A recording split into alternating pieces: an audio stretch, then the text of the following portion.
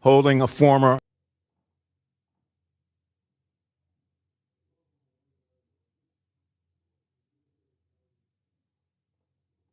I welcome everybody to our Judiciary Committee's annual Justice Department Oversight hearing.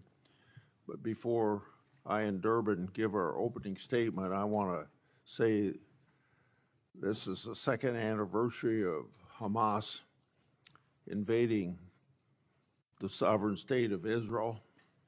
Yesterday, I had some Palestinian advocates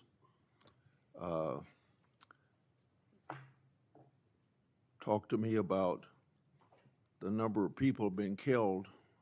I like to remind them there wouldn't be one death if there hadn't been this invasion of the sovereign state of Israel by what happened 2 years ago today.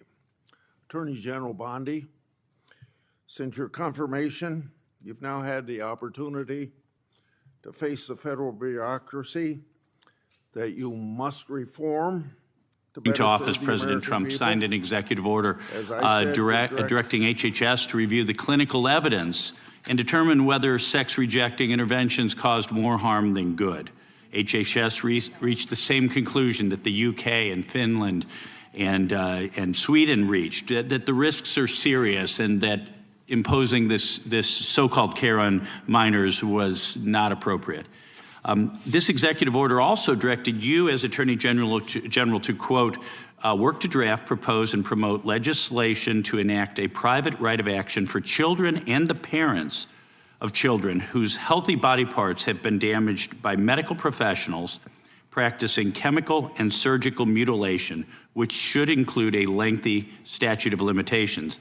Last September, you transmitted that bill to Congress. It has been my honor to introduce that bill as the Chloe Cole Act. We named the bill after Chloe Cole, who sat where you're sitting just a few years ago on her 19th birthday. During a hearing chaired by now Speaker Mike Johnson, I'd like to play a clip of her testimony that day to remind us of our story. On to puberty blockers and then testosterone. The resulting menopausal-like hot flashes made focusing on school impossible. I still get joint pains and weird pops in my back, but they were far worse when I was on the blockers. A month later, when I was 13, I had my first testosterone injection. This caused permanent changes to my body. My voice will forever be deeper, my jawline sharper, my nose longer, my bone structure permanently masculinized, my Adam's apple more prominent, my fertility unknown. I look in the mirror sometimes and I feel like a monster. I had a double mastectomy at 15. They tested my amputated breast for cancer. And I was cancer-free, of course. I was perfectly healthy. There was nothing wrong with my still developing body or my breasts, other than that as an insecure teenage girl. Wait, you may think it's impossible, but a 10-year-old made this game, and he did it with UE5. Part of my future womanhood taken from me. I will never be able to breastfeed. I struggle to look at myself in the mirror at times. I still struggle to this day with sexual dysfunction. And I have massive scars across my chest, and the skin grafts that they took of my nipples are weeping fluid today. And they were grafted into a more masculine positioning, they said. Chloe testified that day that what she needed was mental health therapy, but she never received it. And she was not suicidal until after they did these horrible things to her. She pleaded with Congress to act so that future children would not suffer what she did. Last week was a major turning point in for these medical malpractice claims when a detransitioner was the first to successfully hold doctors liable with a $2 million settlement for what they did to that poor girl. Just days later, the American Society of Plastic Surgeons announced that they would no longer do transgender surgeries on minors, and the AMA followed suit. This proves that if the bill your DOJ drafted were passed into law, these barbaric practices would end immediately, because all victims would be able to be able to hold those who harm them accountable. Could you share with us a little bit about your work in advocating for victims like Chloe and what a private right of action would mean for victims like her and their families? Yes, and first, Congressman, thank you for championing this bill. And also to Chloe, what a brave young woman to come before this body. Yes. And at age 19. At age 19, and talk about what happened to her. It's not about just giving relief to children who have been harmed. It allows victims whose healthy body parts have been damaged to seek relief and obtain relief. And thanks to you, and we are proud to work hand in hand with you on this issue. And I think it's pretty sad none of your colleagues on the other side of the aisle even brought that up. But I hope they support this to protect all children throughout this country. Well, General Bandi, thank you so much to you, to your department, to President Trump. I yield back. Gentleman yields back. I've just saved some UC requests for the end, Mr. Chairman. Okay, go right ahead. Thank you kindly. Record low crime during the Biden-Harris administration. Crime down in every category in 2024 under Biden. FBI report says Trump takes credit for violent crime drop where rates were already falling. From NPR, Trump administration targets ATF with plans to cut jobs and ease gun restrictions. And then a few oldies but goodies, I've introduced these before about the claim that we didn't have anything to say about Epstein before the Trump administration. Raskin joins call for Attorney General to reopen Epstein case and publicly release Acosta misconduct investigation in documents March 1, 2019. Oversight Committee plans hearing with Acosta on plea deal with Epstein, July 10, 2019. And finally, 68 House members call for resignation of Labor Secretary Acosta, July 10, 2019. Without objection, Attorney General Bandi, thank you for your service to the country. And thank you for being here for a long day. We appreciate your willingness to come and answer our questions and the great job you're doing for our country. And I got one thing I got to say. This concludes today's hearing. We thank our witness for appearing before the committee. Without objection, all members will have 5 legislative days to submit additional written questions for the witness or additional materials for the record. Without objection, the hearing is adjourned.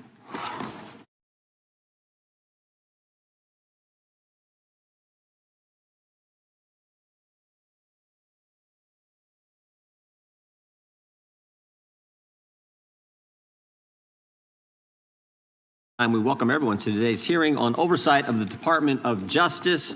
The chair now recognizes the gentleman from Wisconsin, Mr. Tiffany, to lead us in the Pledge of Allegiance.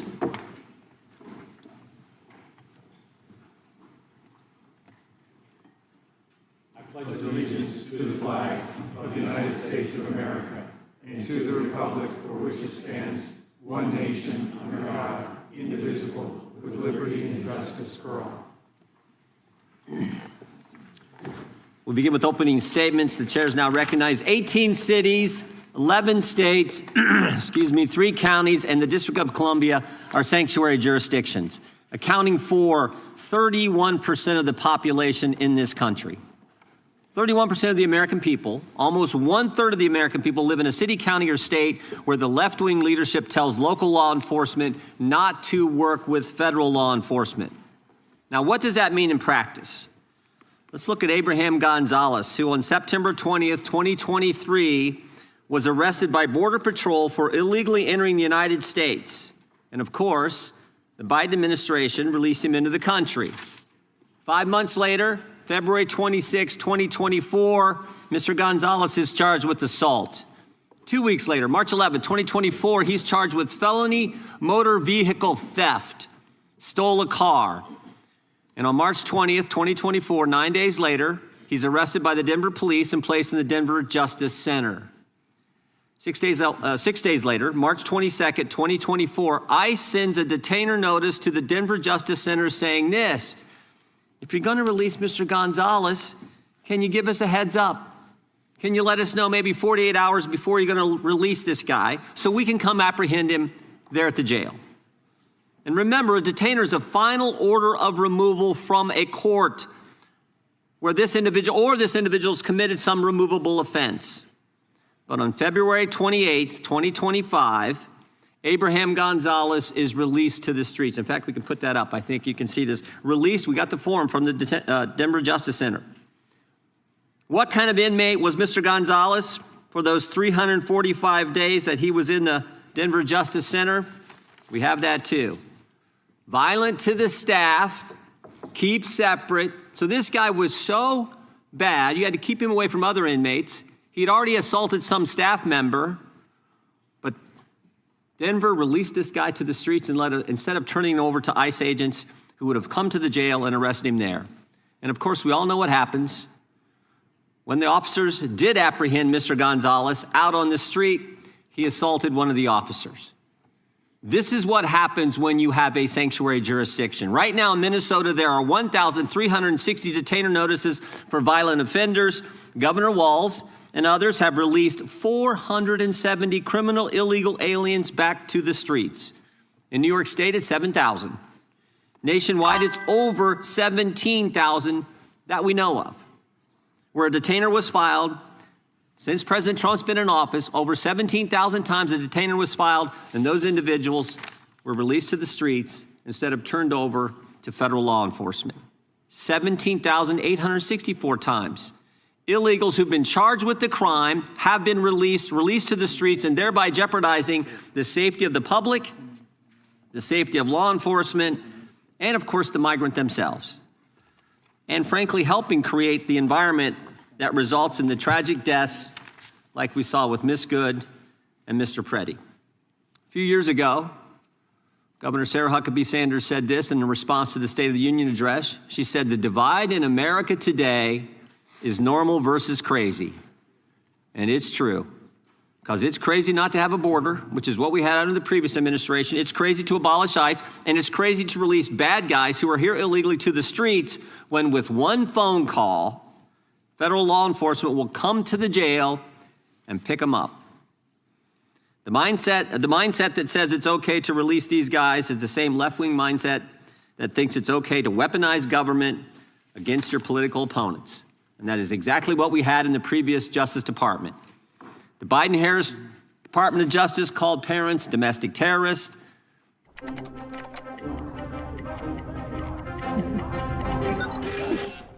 You always know what I need, Mum. Cash, food, and hair oil.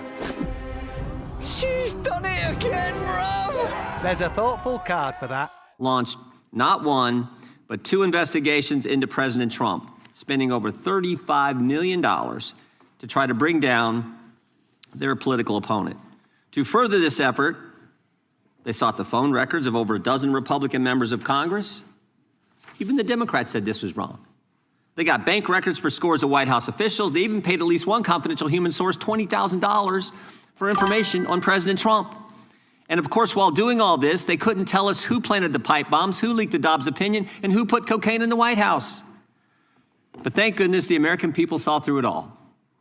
Americans were tired of being targeted for their beliefs, tired of the lawfare, tired of the rampant crime throughout this country, and that's why they overwhelmingly elected President Trump. And what a difference a year makes.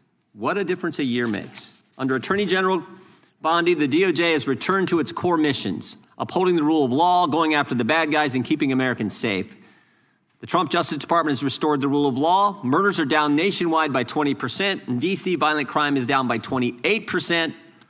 The federal surge in D.C. resulted in 8,000 arrests, the seizure of 800 illegal guns, and the recovery of 16 missing kids. The Trump Justice Department apprehended a suspect in the pipe bomb investigation, and they've arrested 6 of the FBI's top 10 most wanted fugitives in just 1 year. Of course, they arrested narco-terrorist Nicolas Maduro, and they seized a record number of drugs flowing into this country. Trump Justice Department put an end to targeting Americans for their beliefs. Attorney General Bandi rescinded Attorney General Garland's anti-parent memorandum. Department of Justice ended the practices of using the FACE Act to target pro-life Americans. They've refused to tolerate attacks on places of worship and investigations of traditional Catholics that we saw in the previous administration. On her first day, Attorney General Bandi disbanded the Foreign Influence Task Force that was pressuring social media companies to censor Americans. And the Trump Justice Department has ended lawfare. Under Attorney General Bandi, along with Director Patel, they've worked to expose the political nature of Arctic Frost and the Jack Smith investigations. They've turned over hundreds of pages of documents to Congress, and that's why we know, for example, that Mr. Smith paid at least $20,000 to some confidential human source. That's why we know that Jack Smith knew it was unconstitutional to seek to toll records from members. But since the litigation risk was low, and because members would never find out about the subpoena until years later, they charged ahead and violated the Constitution. The Trump Justice Department has changed DOJ policy to require prosecutors to tell judges if NDOs relate to members of the separate and equal branch of government, the Congress. And to top it all off, the Trump Justice Department opened an investigation into the conspiracy behind the Russia collusion hoax. The Justice Department has put common sense ahead of politics. They sued to keep boys out of girls' sports. They secured deals with universities to stop race-based admissions and anti-Semitic practices. And after discovering rampant fraud in Minnesota, the Justice Department, under the leadership of Attorney General Bondi, has established a new national fraud division. In fact, I met with Colin McDonald, who will head that division last week. I think he's going to do a great job. There's a lot of work to be done in that area, but I want to thank the Attorney General for her great work in the first year on the job, and I want to thank you for being here. With that, I would yield to the ranking member for an opening statement. Thank you kindly, Mr. Chairman, and welcome, Attorney General Bondi. You've got the best lawyer's job in America because your mission is justice and your clients are the American people. But to promote justice for the people, you've got to listen to the victims, like the women seated behind you today. Those are just some of the hundreds of survivors of Jeffrey Epstein's global sex trafficking ring who are demanding that the truth be told and are demanding accountability for the abusers who trafficked and raped them. You still haven't met with these survivors. So with their permission, let me introduce to you the survivors and late survivors' family members who are present today.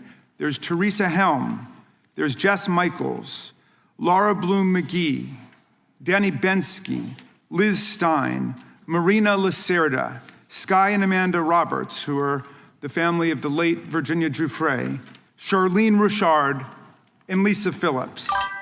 Now, you're not showing a lot of interest in the victims, Madam Attorney General, whether it's Epstein's human trafficking ring or the homicidal governmental violence against citizens in Minneapolis. As Attorney General, you're siding with the perpetrators and you're ignoring the victims.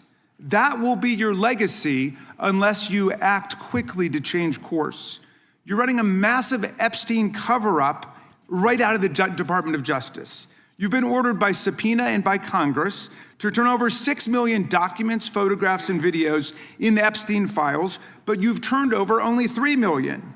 You say you're not turning over the other 3 million because they're somehow duplicative, but we know that there are actual memos of victim statements in there, and you also took down the Department of Justice's prosecution memo from 2019. So it's clearly not all duplicative, but even if it were, why not release it? Just release all the duplicative stuff. In the half you did produce, you redacted the names of abusers, enablers, accomplices, and co-conspirators, apparently to spare them embarrassment and disgrace, which is the exact opposite of what the law ordered you to do. Even worse, you shockingly failed to redact many of the victims' names, which is what you were ordered to do by Congress. Some of the victims had come forward publicly, but many had not. Many had kept their torment private, even from family and friends, but you published their names, their identities, their images on thousands of pages for the world to see. So you ignored the law, and even with over 100,000 employees at your disposal, you acted with some mixture of staggering incompetence, cold indifference, and jaded cruelty towards more than 1,000 victims raped, abused, and trafficked. This performance screams cover-up. Convicted sex trafficker and groomer Ghislaine Maxwell opened the gates of hell to Virginia Giuffre and hundreds of other victims, as Virginia recorded in her remarkable book, Nobody's Girl. But when Maxwell was subpoenaed to come testify before Congress, you and Todd Blanche quickly moved her from a higher security prison to a minimum security camp in Texas, where she's enjoyed 5-star treatment, including catered meals, private gym time, and access to a therapy puppy. All because Todd Blanche, who's utterly failed to investigate the monstrous crimes of Epstein and Maxwell's co-conspirators, spent 9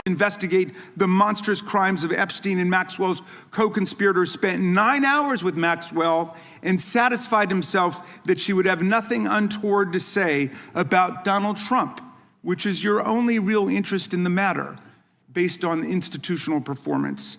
But abandoning victims and coddling perpetrators is what you do best. When the FBI opened a criminal investigation into the brutal killing in Minneapolis of Renee Good, a poet and 37-year-old mother of 3, by Trump's masked paramilitary ICE agents, you shut it down. You claim you're investigating the cold-blooded murder of Alex Preddy, an ICU nurse at the VA. But how can we trust the administration when the president and Kristi Noem called Preddy a domestic terrorist and Stephen Miller called him a would-be assassin? Not only do you refuse to share evidence with the state and local investigators and prosecutors in Minnesota, you have blocked their access to the crime scene and the evidence. How are you seeking justice for Marimar Martinez, the Montessori school teacher in Chicago who was shot 5 times by a Border Patrol agent who bragged about it on text? Or the family of Keith Porter, a father of 2 shot in... Hey guys, my name is Harris Heller, and I've been a full-time YouTuber for over 10 years now. And if you are a YouTuber or you're trying to be a YouTuber, one of the smartest things you can do is to make your videos more clickable. I mean, guys, you spent all that time making the video, spend 5 extra minutes just making sure your video gets seen. And TubeBuddy has a bunch of really easy tools to help you do that. Tools like Click Magnet that analyzes your titles, your thumbnails, your descriptions, and gives you simple recommendations that'll help it get seen and clicked on by more people. Or their A/B testing tool that lets you A/B test your titles and thumbnails and descriptions to make sure your video isn't missing out on views just because you didn't title it properly. Or even bulk tools that let you edit all of your videos at once, so if you drop new merch, you can easily add it to the top of your description of every single video. And right now, TubeBuddy is offering an exclusive 50% off their annual subscription. So, a cheap price for a tool that'll help you grow your channel and make more money. Sounds like a deal to me. Sign up now. Comes close to this complete corruption of the justice function and contamination of federal law enforcement. And the good news is many serious lawyers at DOJ, including some of your own original appointees, have refused your lawless orders. Danielle Sassoon, your original pick for acting U.S. Attorney in Manhattan, resigned rather than follow your corrupt order to quash an indictment against Mayor Eric Adams as a political favor from Donald Trump. A Federalist Society member who clerked for Justice Scalia, U.S. Attorney Sassoon refused to participate in this blatantly corrupt scheme. Her top assistant, Hagan Scotton, an Iraqi war vet and 2-time Bronze Star recipient who clerked for Chief Justice Roberts, and then Judge Kavanaugh, promptly resigned too, writing to your office, quote, "I expect you will eventually find someone who is enough of a fool or enough of a coward to file your motion, but it was never going to be me." You and the president nominated Eric Siebert, a 15-year career prosecutor, to be your U.S. attorney for the Eastern District of Virginia. But after 5 months of investigating Letitia James and James Comey, he found no evidence to justify criminal charges. So you forced him out. You replaced him with Lindsay Halligan, Trump's personal lawyer from the Mar-a-Lago documents case, who had 0 prosecutorial experience and no qualifications. And then you were humiliated when a federal judge found that this corrupt appointment was blatantly unlawful and threw out Halligan's indictments entirely. And grand juries of American citizens have repeatedly rejected your vendettas and baseless indictments brought by the hacks left at DOJ now, with 2 different grand juries in Virginia voting down indictments against Letitia James in a single week. And just yesterday, another grand jury shut down your vendetta factory by rejecting indictments against the 6 members of Congress who had spoken out to remind all service members that they have a duty to refuse illegal orders. You tried to get a grand jury to indict 6 members of Congress who are veterans of our armed forces on charges of seditious conspiracy simply for exercising their First Amendment rights. I hope you will heed the wisdom and the constitutional patriotism of those grand jurors and not try it again by doubling down on that humiliation. As your best lawyers are sacked for having participated in the January 6th case or just flee for the exits now, your new lawyers keep lying in court. In dozens of cases, they've been excoriated for lying to federal judges. Chief Judge Boasberg, right here in D.C., suggested your Department of Justice perpetrated a fraud on the court. Other judges found your statements to be, quote, inexplicably misleading, patently incredible, totally inconsistent, and so disingenuous that the court is left with little confidence that the government can be trusted to tell the truth about anything.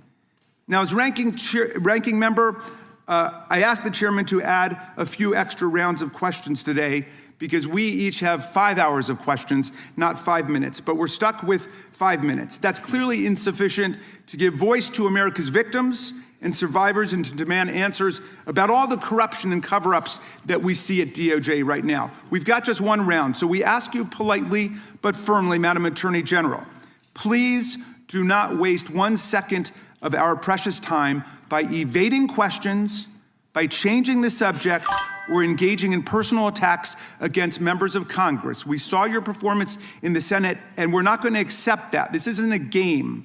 In the Senate, you brought something with you called a burn book, a binder of smears to attack members personally for doing the people's work of oversight.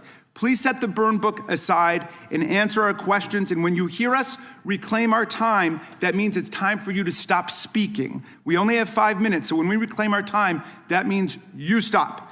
And if you don't, we will ask the chair to stop the clock and let you go on his time. The quality of justice in America depends on the character of our government. Please do your job and bring the Department of Justice back from the brink. The survivors seated behind you and the American people watching everywhere deserve a Department of Justice worthy of its name. I yield back, Mr. Chairman. Without objection, all of the opening statements will be included in the record. We will now introduce today's witness. The Honorable Pamela J. Bandi has served as the Attorney General of the United States since February 5th, 2025. She previously served in the Office of the White House Counsel, 2 terms as the Florida Attorney General, and spent more than 18 years as a prosecutor. We welcome our witness and thank her for appearing today. We will begin by swearing you in. Would you please rise and raise your right hand? Do you swear or affirm under penalty of perjury that the testimony you're about to give is true and correct to the best of your knowledge, information, and belief, so help you God? I do. Let the record show that the witness has answered in the affirmative. Thank you. You can be seated. And please know that your written testimony will be entered into the record in its entirety. Accordingly, we ask that you summarize your testimony. Madam Attorney General, you may begin. Thank you. Thank you, Chairman Jordan, Ranking Member Raskin, and distinguished members of this committee. Thank you for hosting me here today. I'm grateful for the opportunity to answer your questions, highlight the work of our department, and discuss the most important topic of all, keeping the American people safe. A little over a year ago, I was sworn into office as the 87th Attorney General of the United States. I came into office with the goal of refocusing the Department of Justice on its core mission after years of bloated bureaucracy and political weaponization. The Department of Justice's core mission is to fight violent crime, protect the American people, and defend the rule of law above all else. While our work is never done, we have made tremendous progress to make America safe again. In 2025, we saw the lowest murder rate in 125 years. That's nothing short of historic.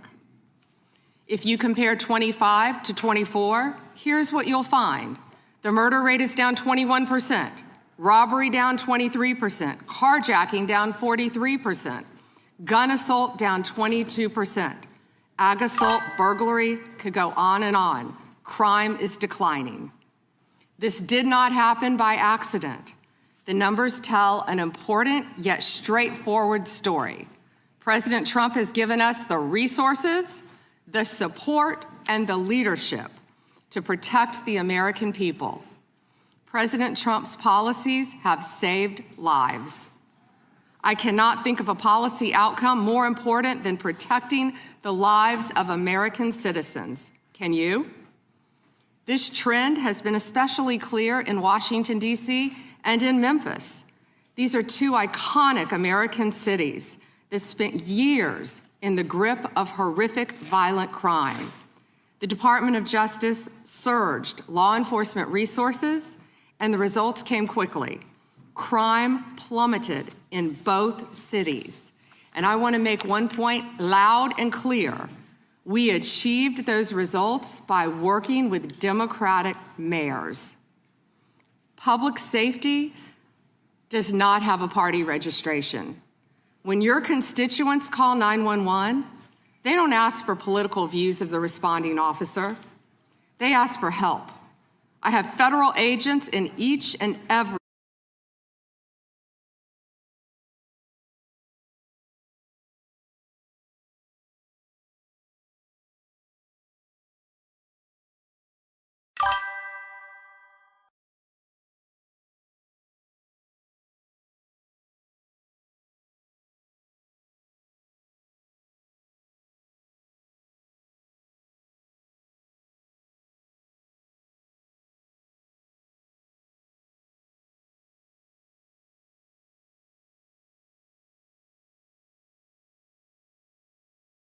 endangered by reckless rhetoric.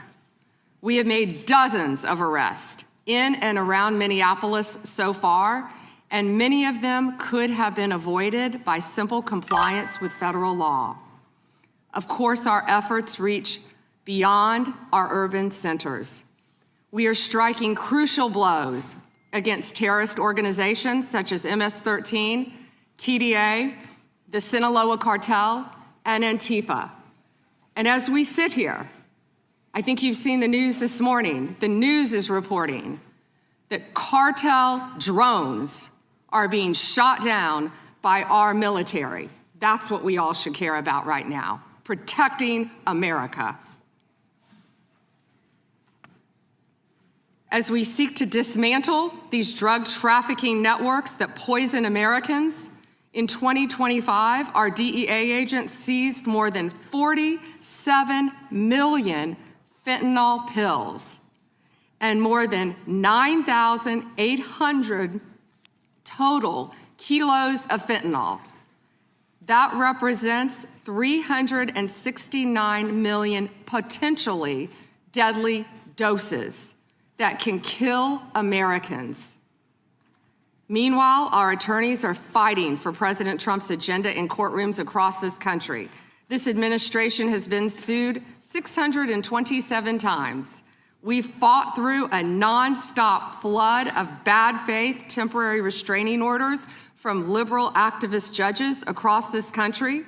America has never seen this level of coordinated judicial opposition towards a presidential administration. It is not only an unlawful attack on the executive branch's authority, but a serious attack on the democratic process. In spite of this unprecedented judicial activism, we've attained 24 favorable rulings at the U.S. Supreme Court, their emergency docket, and even more to come.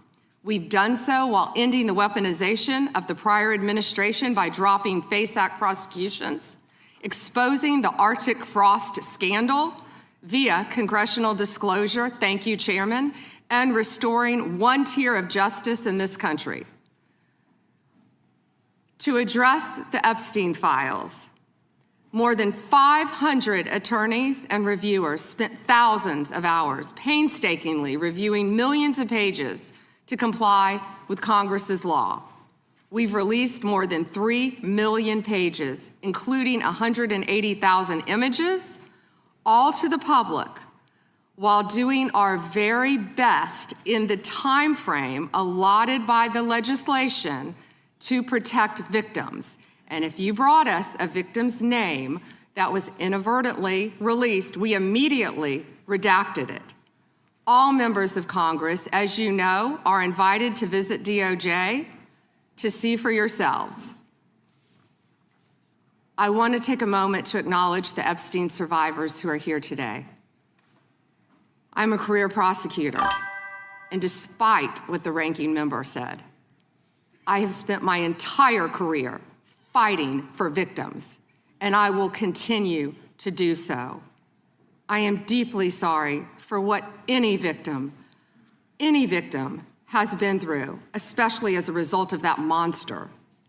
If you have any information to share with law enforcement about anyone who has hurt you or abused you, the FBI is waiting to hear from you.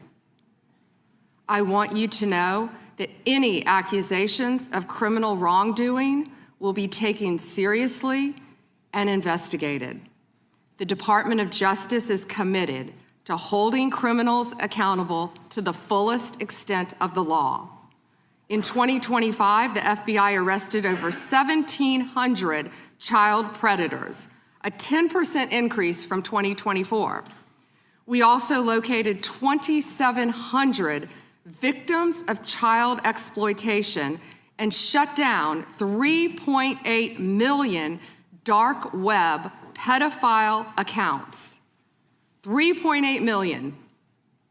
So please, if you have information to share that needs to be investigated, contact the FBI.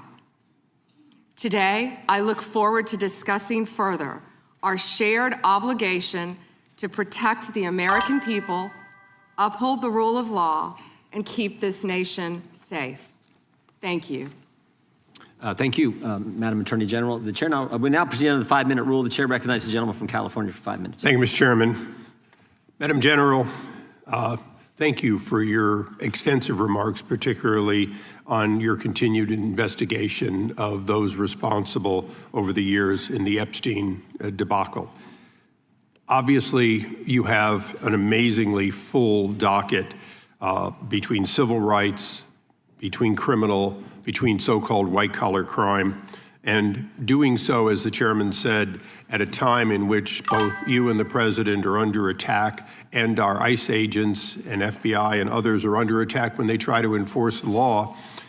I personally want to apologize for those who would embolden, support, or even stand with those lawbreakers that sit on this and other daises here in Congress. My job generally is to talk about patents and trademarks as the chairman of that subcommittee. I'll forego that today because one of my other jobs is the creation and maintenance of Article III judges, and I work with the Chief Justice on that, and we're trying to expand the court. But currently, there are only 677 district court judges. They have very full dockets as well. But you create a tremendous amount of judges, particularly immigration judges. You do so in order to save the court that, but adjudicate, as is requirement, each of those people who claim a right to be here in the United States.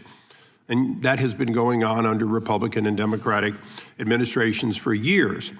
What's unique about the Trump administration this time is that you and President Trump have managed to reduce the backlog of people seeking that for the first time in decades. You are getting ahead of that tremendous backlog that caused, for better or worse, the release of millions of people with little pieces of paper saying, come back later when we call you, and often to no avail when you call. So I want to congratulate you on that because it's an accomplishment you might not take credit for and the other side would never give you credit for. But I hope you can continue to do that and do more.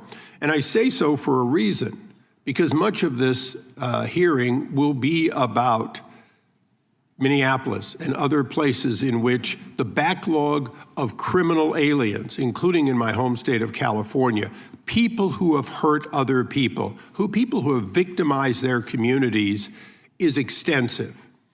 And although the overall number through adjudication may be going on, because of places like my home state, California, you're unable to apprehend people that my sheriffs want apprehended. They desperately want. I'm looking for shoes. No, we sell coffee. We sell every type of coffee. We sell pour over. Fate drew my eye, and I saw a vision. Footwear that spoke to me. criminal not be considered to be acceptable just because a state or a city has declared itself a sanctuary. I want you to opine on just one thing that I think has been misunderstood. As I said earlier, you create and maintain those judges that adjudicate these cases. You also support so many that, in fact, have to make decisions as judges. Knowing that this limitation of so few Article 3 judges are there, please educate those who seem to miss the point that Article 1 judges, including bankruptcy judges, including immigration judges, including lots of people with the title appropriately judge, do in fact issue documents that look like, act like, and are normally accepted as warrants, as subpoenas, as demands for state officials to stand aside and allow the production of either an individual or documents. Because I think people are missing the point that these ICE retainers and detainers and so on, they act like they're nothing when in fact in the ordinary course, Madam General, you do in fact have Article 1 judges constantly putting those out, and they are respected normally.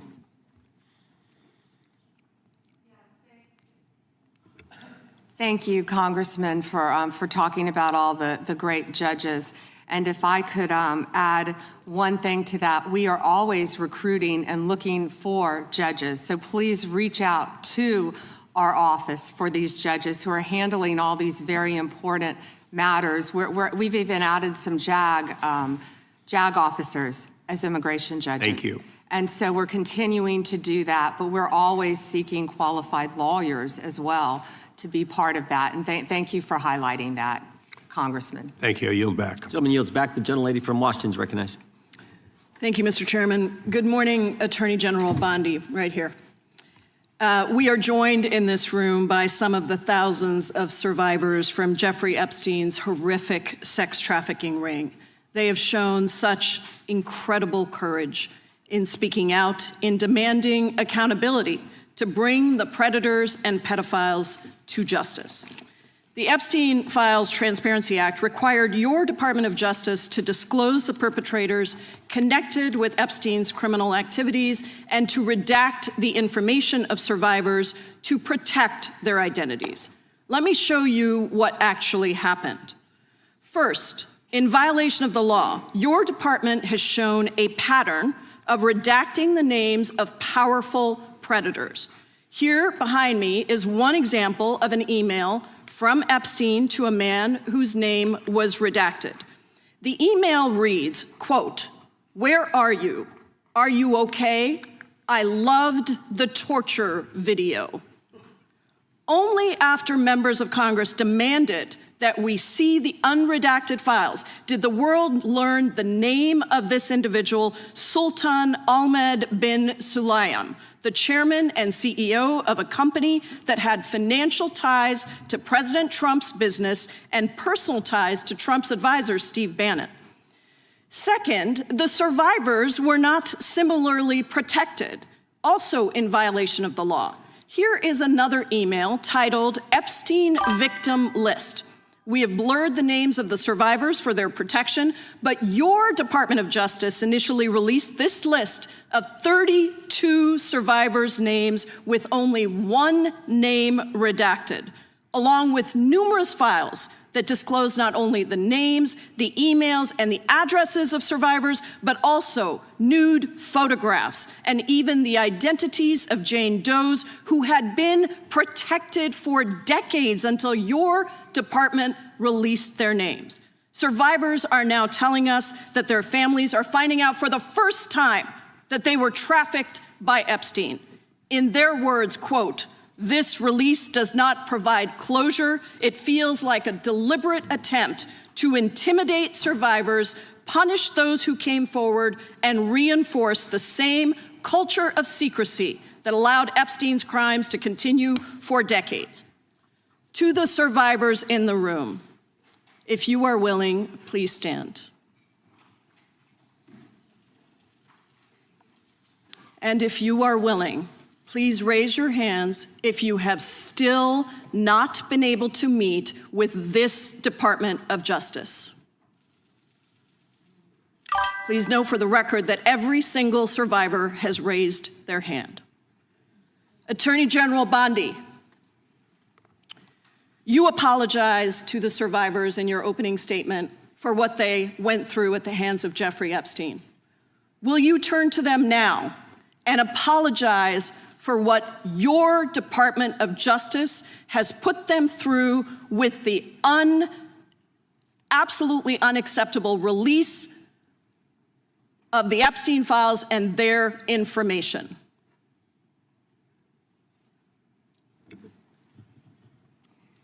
Congresswoman, you sat before, Merrick Garland sat in this chair twice. Attorney General Twice. Bondi, No, can I finish my answer? No, I'm going to reclaim my time because I asked you a specific question that I would like you to answer, which is, will you turn to the survivors? This is not about anybody that came before you. It is about you taking responsibility for your Department of Justice and the harm that it has done to the survivors who are standing right behind you and are waiting for you to turn to them and apologize for what your Department of Justice has done. Members get to ask the questions, the witness gets to answer in the way they want to answer. The Attorney General can That's respond. not accurate, Mr. Chairman. Because she doesn't like the my answer. time. So, Mr. Chairman, why I have asked didn't she ask Merrick Garland this? I am Twice, reclaiming when my he sat in time, chair. and when I will reclaim my continue to time, answer. it is Mr. Chairman, the gentlelady's I'm reclaimed her not going time. to get in the gutter for her theatrics. The time belongs to the gentlelady. The gentlelady has 17 seconds. Thank you.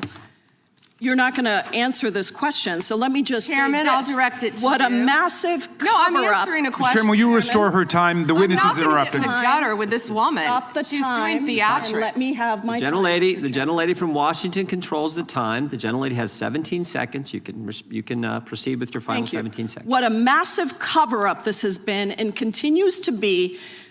Donald Trump made the release of the Epstein files the center of his political campaign because he thought it would benefit him. Then you got into office, Attorney General, claimed to have a client list, only to then say that there was no list. Your deputy, Todd Blanche, met alone with Ghislaine Maxwell and transferred her to a minimum security prison. And now you continue the cover-up. And I wish that you would turn around to the survivors who are standing right behind you and on a human level, Chairman, apologize The chair now recognizes the chair. on what you have done. The time of the gentlelady expired. The gentlelady, you have no time to yield back. We appreciate that. We appreciate the thought. And I would argue the central issue in the last election, the presidential election, was securing the border. The gentleman from Arizona who knows something about securing the border is up for 5 minutes. Thank you, Mr. Chairman, and thank you, Attorney General Bondi, for being here today. In 2022, Lafarge, which is a French cement company, pled guilty in U.S. federal court to participating in a criminal conspiracy with ISIS. That conspiracy contributed to the deaths of U.S. service members fighting in Syria during Operation Inherent Resolve. As part of the plea agreement, Lafarge was required to pay more than $775 million into DOJ's asset forfeiture fund. In February 2025, my colleagues and I sent you a letter urging the department to review the petitions for remission submitted. I will have my revenge.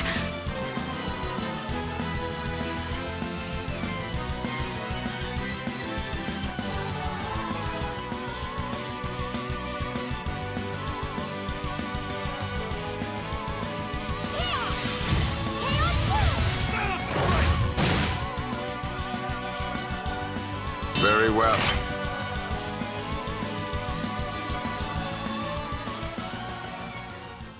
State your answer. And now let's go to something that is also pressing that I've been working on for years, and this is the FISA Section 702 and Arctic frost. In January 2025, you testified before the U.S. Senate and agreed with Senator Lee that, quote, anytime an American citizen's private communications are intercepted or stored, whether through incidental collection or otherwise, those communications should not be searched without some showing of probable cause, close quote. You still hold that view today, I assume? Yes. And during the most recent FISA reauthorization, I offered an amendment to establish a clear warrant requirement for searches of Americans' data while preserving every publicly cited operational exception, including emergencies, defensive queries, cybersecurity threats. And my intent was to ensure the Department of Justice could continue to keep Americans safe while also ending warrantless searches of U.S. persons' data. Are there any additional circumstances or exceptions that you believe must be included to ensure DOJ can continue to operate effectively while still protecting American citizens' data and privacy? Yeah, Congressman, we are committed to working with Congress to uncover weaponization and other misconduct by Jack Smith, by others, Arctic Frost, everything that happened under the past administration. And we are committed to working with you on that. And we are working with Chairman Jordan, with the House Intel, with all of my fellow cabinet members on resolving that issue.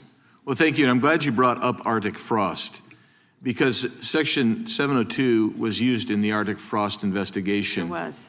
And information derived was used by Special Counsel Jack Smith. And my question has always been, and no one's been able to answer this, is what was the legal predicate for using a foreign intelligence authority in the Arctic Frost investigation? Have you been able to ascertain any legal predicate? Congressman, what I can tell you today is that has been referred to my office. I can't discuss anything regarding that because it is very active and ongoing. And you probably can't answer this one either, but I really want to know if Section 702 queries related to that matter involved members of Congress, which we know at some level it did, congressional staff, which we know at some level did.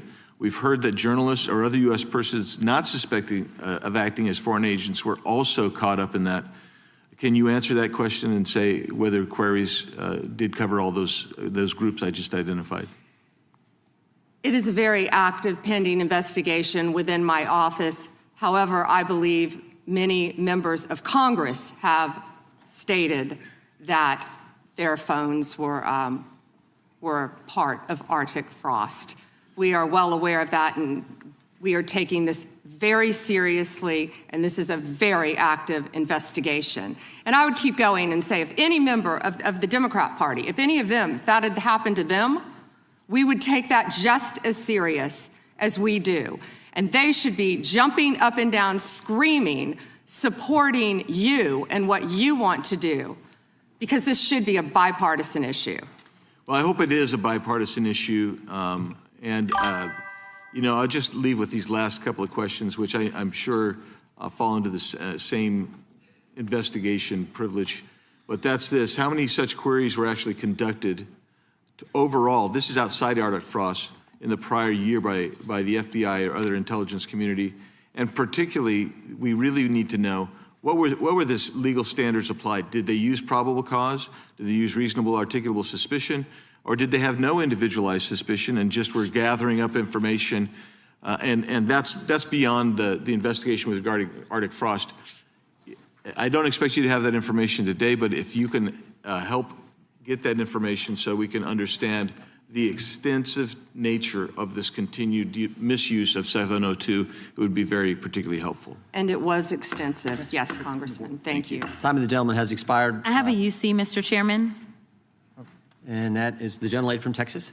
I ask unanimous consent to enter into the record.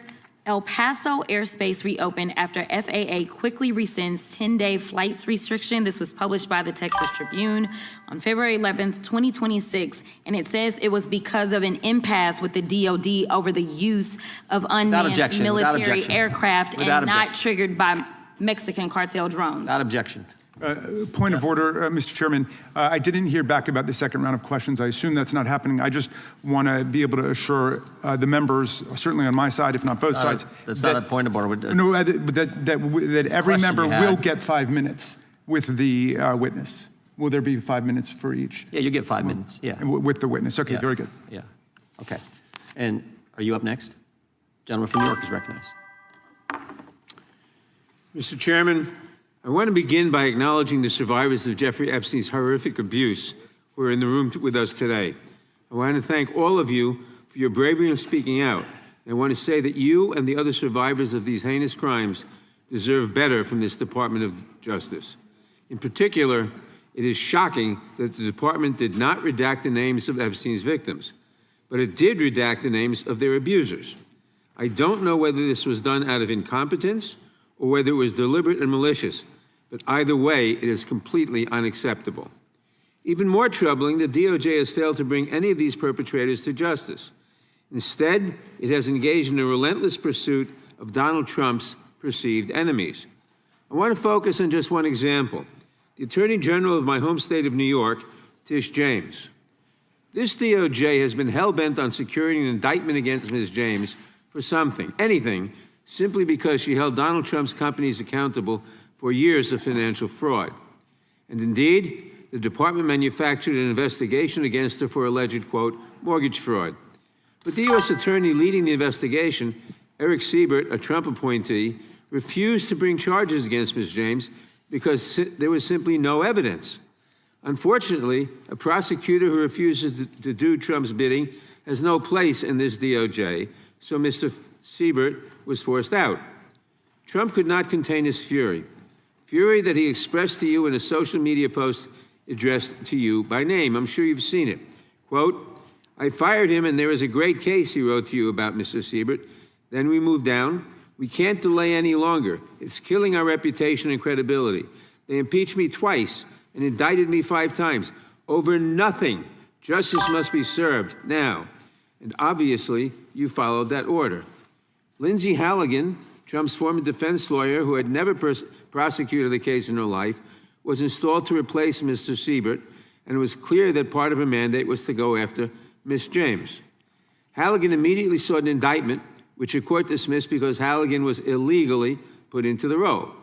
But your department was undeterred, and not once, but twice, it tried to indict Attorney General James in separate courts.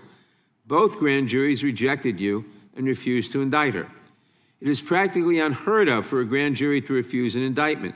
In 2016, it happened in just 6 cases out of over 150,000 offenses. And you had it happen twice in the same week, in 2 different courts. That must have been humiliating. And now there are reports that you are continuing to investigate her. The amount of resources that have gone into targeting Attorney General James, months of investigations, multiple failed indictments, is astounding. Since your own prosecutors told you that there is not enough evidence to support a conviction, it's clear that you were going after her simply because she held President Trump accountable and he wants to punish her. And she is... Crowds gather in hope of Mrs. Thoughtful can say Mother's Day every year. Hello, Mrs. Thoughtful. I need a car for my mumsy, innit?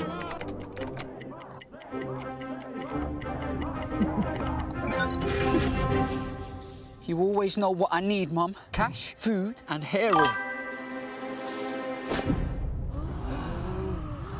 She's done it again, bro! There's a thoughtful card for that. In the Epstein files.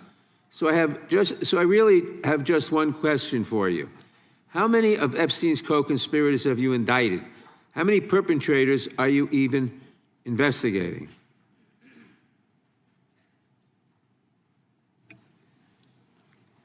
First, you showed it. I find it. How many have you indicted? Excuse me. I'm going to answer the question. Answer my question. No, I'm going to answer the question the way I want to answer the question. No, Your you're going to answer theatrics the are question the ridiculous. way I asked it. Chairman Jordan, I'm not going to get in the gutter with these people, but I'm going to answer the question. How many have you indicted? Again, the time belongs to Reclaiming my time. The time belongs. I think it's very interesting. Reclaiming my time. I think it's very interesting. You can reclaim your time. He talks about they indicted. The president said they indicted him twice. Mr. Chairman, please stop the clock and stop the clock and restore his time. Okay, here we go with these Committee will be in order. theatrics. The time belongs to the gentleman from New York.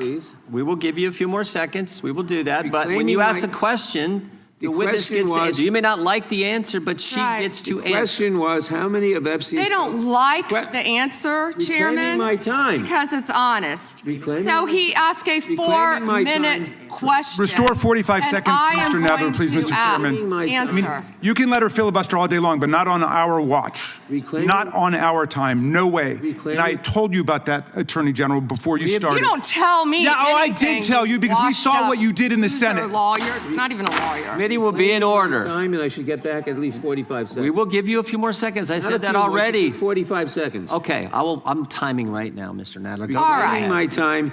The answer to my question, how many of Epstein's co-conspirators has she indicted, is 0. You have been the Attorney General for a whole year, and your DOJ fired the lead prosecutor of this case, sat on evidence this entire time, and claimed falsely last July that there were no more leads. It took an act of Congress for you to finally release part of the Epstein files, and when you did, you included personal information about the victims while protecting the names of abusers. Time of the gentleman None has of the perpetrators have expired. been brought to justice, but enormous resources Time have been of the dedicated gentleman to has pursuing Trump's expired, enemies. and It's obviously clear there that was- under your leadership, the Department of Justice There no was longer no works for question American in there. people. It works Order for respond Donald to. Trump. I yield back. The gentleman yields back. May I answer? I think our next questioner, Madam Attorney General, is going to give you time to respond to Thank you, Chairman. all kinds of things. So we will turn to the gentleman from Texas for 5 minutes. Ms. Bandi, you go right ahead. I'm over here. The time is yours. Thank you. First, he brought up the president saying they indicted me twice. They sure did. They tried to impeach him twice. And you, Mr. Nadler, were one of the leads on the impeachment. I was on the other side. I lived that with you. During impeachment, you said the president conspired, sought foreign interference in the 2016 election. Robert Mueller found no evidence, none, of foreign interference in 2016. Have you apologized to President Trump? Have you apologized to President Trump, all of you who participated in those impeachment hearings against Donald Trump? You all should be apologizing. You sit here and you attack the president, and I am not going to have it. I'm not going to put up with it. You know, all they want to do, the American people need to know this. They are talking about Epstein today. This has been around since the Obama administration. This administration released over 3 million pages of documents, over 3 million, and Donald Trump signed that law to release all of those documents. He is the most transparent president in the nation's history. And none of them asked Merrick Garland over the last 4 years one word about Jeffrey Epstein. How ironic is that? You know why? Because Donald Trump, the Dow right now is over, the Dow is over $50,000. I don't know why you're laughing. You're a great stock trader, as I hear, Raskin. The Dow is over 50,000 right now. The S&P at almost 7,000. And the NASDAQ smashing records. Americans' 401ks and retirement savings are booming.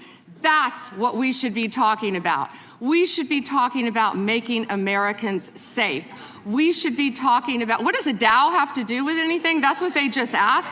Are you kidding? Mr. Jordan, Mr. Jordan. Committee will be in order.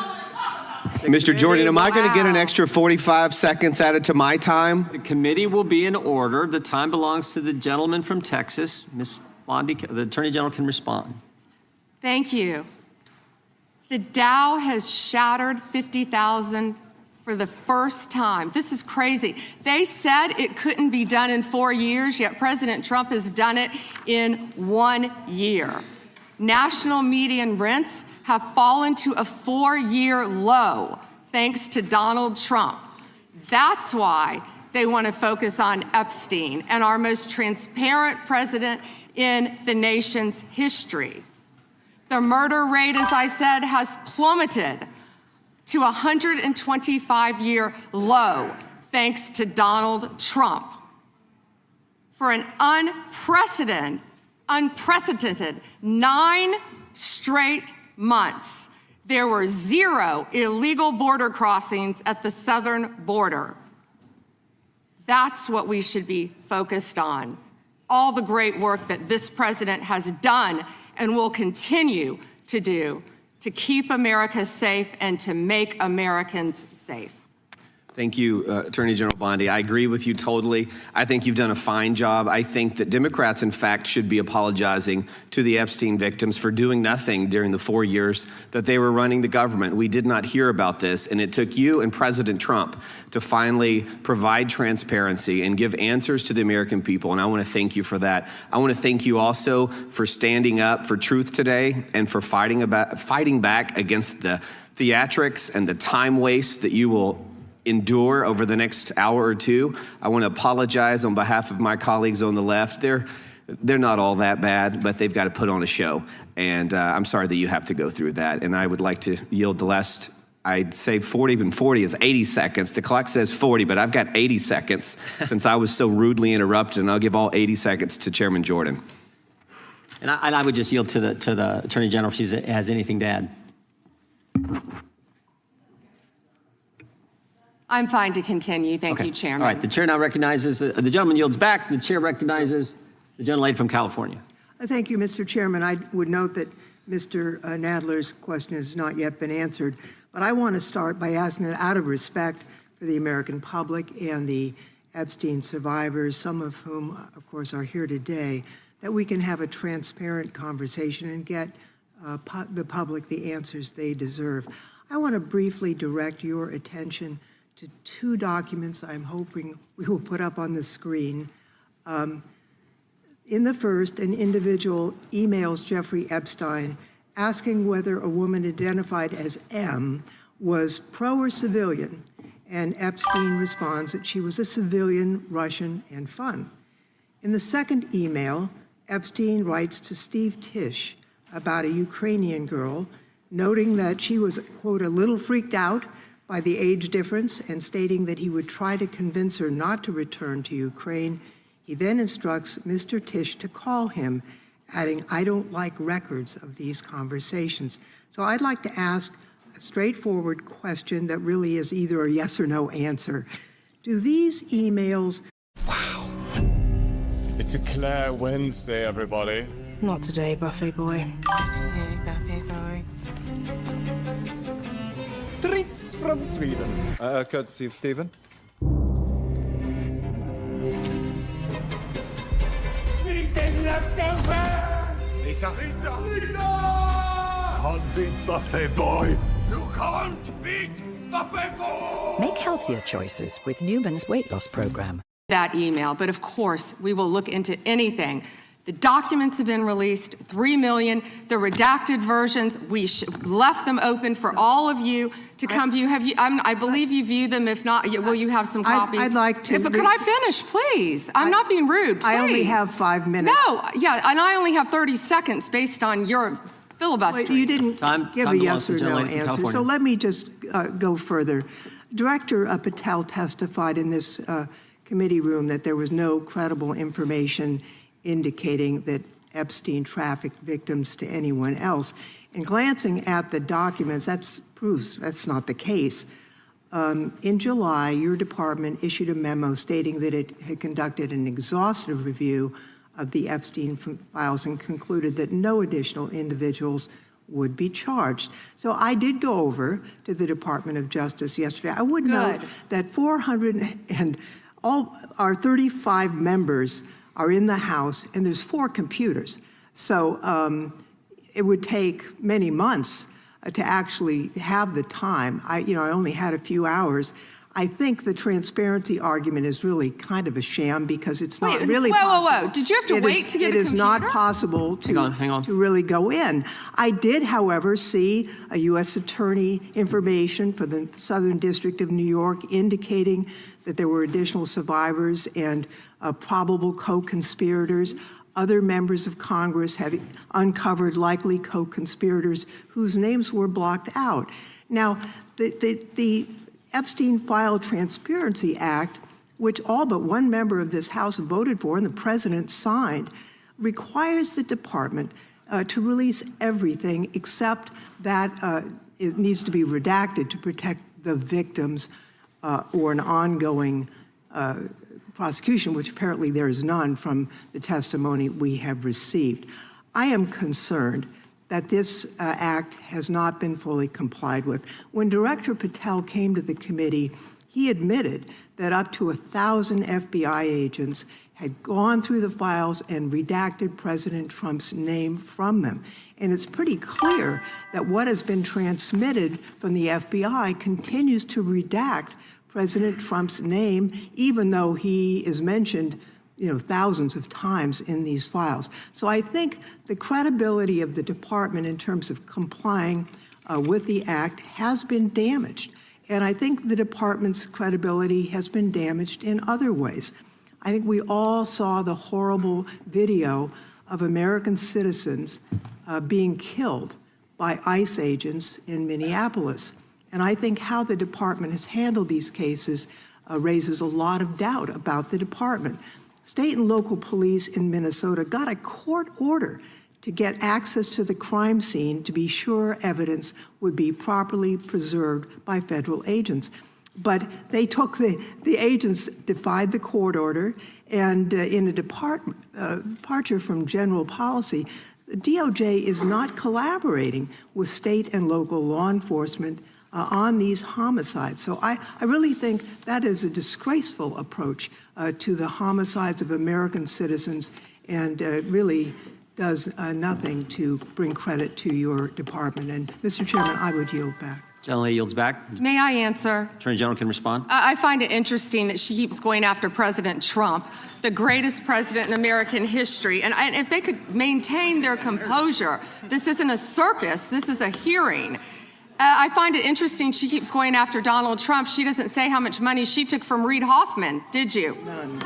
And nor did Mr. she Chairman, post regular anything. order, please. She Regular posted order. nothing on her X account, on her Twitter account during the Biden years. Gentlelady. Yet now, there all was of no a sudden, question she's asked. going after Committee will be in point of order. There was files. no Committee will question be in asked, order. Attorney General. She doesn't just get to Committee will be in order. I have a point of order, Mr. Chairman. Committee will be in order. Point of order, Mr. Chairman. Gentlelady can state her point of order. When a witness attacks... Not a valid point of order. You got to state. She hasn't completed her point of order yet. Gotta Please let her cite- speak, Mr. Chairman. Let's have some regular order here. Regular order is you got to state the rule. And she I am didn't do it. trying to make a point of order that the witness, And what rule are you referring to? without responding to a question, has attacked me personally. I think it's pathetic that she can't answer the questions and First instead time is that attacking is not even close members to a of the point of committee. order. The gentleman from Wisconsin is recognized. In August of last year, I sent a letter to the Department of Justice asking for assistance in seeking compensation for the town of Lac du Flambeau. Town of Lac du Flambeau is in my district, and your office replied that it was an ongoing matter and unable to comment on it, which I understand. That's just fine. But I want to set this up just as a reminder.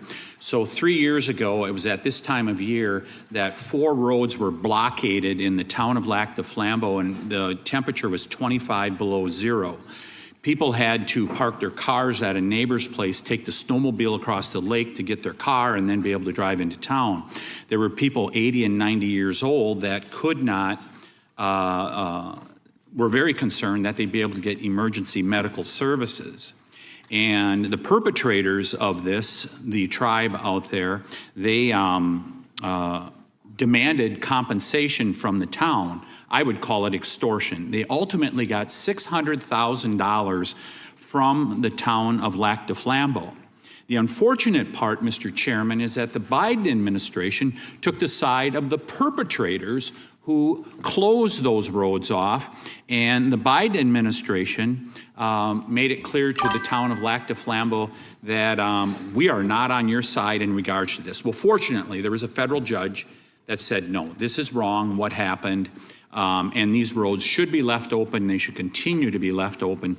My question to you is, are you willing to work with my office and with the town of Lac du Flambeau to further investigate this matter and seek compensation from the tribal government after their extortion of $600,000 from this little town in northern Wisconsin?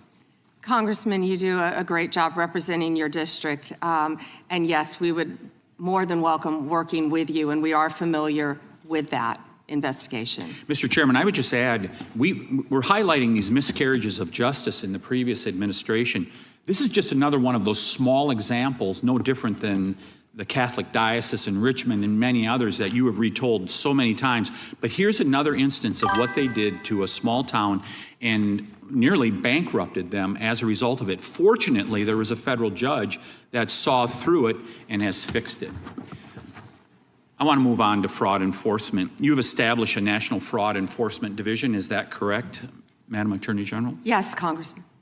Has this new division begun any investigations and getting after those individuals that have committed the rampant fraud we've seen, like in Minnesota? Well, it's not only rampant in Minnesota, it's rampant throughout this country. Much of it is in California, as you know, and other places.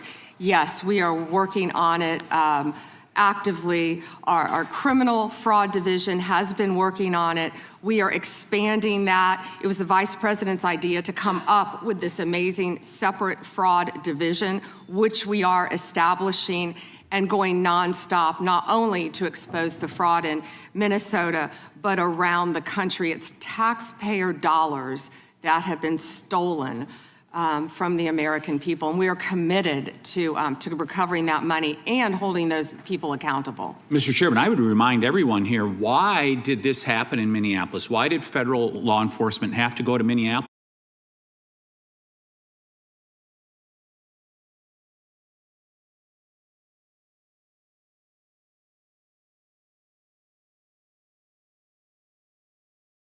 We're right across the border there. My district is only 20 miles from the city of Minneapolis. And I asked him to open the books for a federal audit on food stamps and Medicaid. Don't you think it would be a good idea for every governor to do that at this point? It protects the citizens, and I can't understand why that's not happening. And yes, I do think that's a great idea. It's happening around this country. And when our new division with Colin McDonald is established, it's established. When Colin is confirmed, he's amazing. I think you've met with him, you said, Chairman. When that is established, we're going to work on both sides of the aisle. That's what we want to do, to stop fraud in every city, in every state in this country. We will continue to fight for the American people. So you would encourage every governor across the United States, after what we have seen in Minnesota, what we almost certainly know is happening in other states, you mentioned California, you would agree that every governor should avail themselves of federal resources to make sure that this industrial scale fraud is rooted out to protect the taxpayers of the United States. Is that correct? Absolutely. Mr. Chairman, I yield back. Gentleman yields back. The gentleman from Tennessee is recognized. Thank you, Mr. Chair. First, I'd like to thank you for holding this hearing and holding it in a proper fashion as you have. Secondly, I'd like to thank all of the victims of the Epstein case who've come here to attend this hearing, for doing it and for being brave and trying to move this justice forward. I apologize, I can't do it with the Attorney General not recognizing you. That's embarrassing. I am from Memphis, General Bandi, and Memphis does have the task force there. The Memphis Safe Task Force has been operating in Memphis for several months, and we do have a Democratic Mayor, Paul Young, and he's not against the task force, but he is against ICE being in Memphis, and he's not in favor of the National Guard being in Memphis. And I concur with him on those positions. I think the DEA being there, the alcohol, tobacco, and firearms, the FBI, who have been in Memphis in other ways, having more people there is good for Memphis. Crime has gone down in Memphis, but it went down 25% before the task force got there under the direction of Mayor Young and Director Davis, Chief Davis. It's gone down about 15% more since then, and that's good. But I would like to comment that Mexico City's homicide rate has gone down 40% during the same time, when Memphis has only gone down 25%. And that's not necessarily because of the task force, although the mayor says he thinks it's helped. So I thank you for that. You would agree, I presume, that violent crime in communities across our country is critically important, and that's why the task force is there. Is that not true?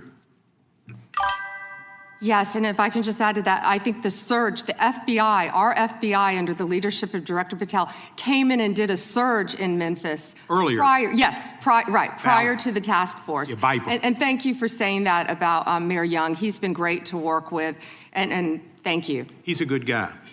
He's a very good guy. One problem I've got with where we are in priorities here.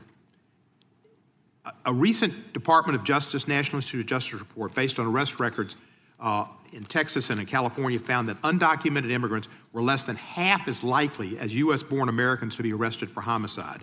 And this pattern holds for assault, sexual assault, robbery, burglary, theft, and arson. Half as likely to be arrested for drug offenses.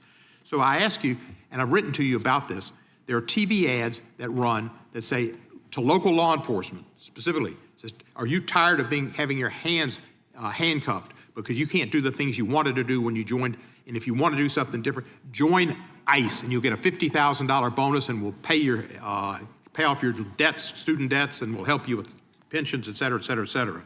So they're encouraging local law enforcement to leave local law enforcement and go to work for ICE. We need people working in the front lines and local law enforcement to protect our citizens from the worst of the worst. The worst of the worst are not the immigrants. The worst of the worst records show are native-born Americans, and they are committing crimes that hurt our citizens and our cities, and you're working against it, and thank you for that. But by trying to get our local law enforcement where we have an undercount of officers in Memphis to leave Memphis and go to work for ICE to deport people is a wrong priority. Why are we trying to get people, policemen who are working on the front lines, to leave the front lines, take the $50,000 and go to work for ICE and instead of working to fight the worst of the worst? Congressman, I have not yet seen that commercial, that ad. I would argue that we need strong people in both local law enforcement, state law enforcement, and all of our federal agencies working together. I've seen some of the worst violent criminals who were in this country illegally. We both know that. And in Memphis, working hand in hand, I want to stick with Memphis and your mayor and what you discussed, because there have been nearly 6,000 arrests as of February 8th, and I think you agree with this, in your district, and almost 600 gang members. What we found in Memphis, a lot of the gangs are local gangs. But 600 gang members were taken off the streets. Time, because I've only 40 seconds. I'm going to agree with you. Yeah. I thank you for that. And 148 missing children were recovered by all of us working together, and nearly 1,000 illegal guns were seized as a result of us working together. And I don't disagree with some of the things you said, but there are questions about those children, but it's a different thing. The fact is, ICE is running rampant, and you are not investigating them. When they killed Mr. Prete, and Miss Good, that was an execution, and you did not investigate it. And you tried to investigate Miss Good's widow, and you tried to investigate Mr. Prete. They were executed like Kristi Noem executed her dog. And that was wrong. And you should investigate those people, and you should investigate anybody that uses a weapon, federal official or not, for civil rights violations. I yield back the balance. Gentleman yields back his time.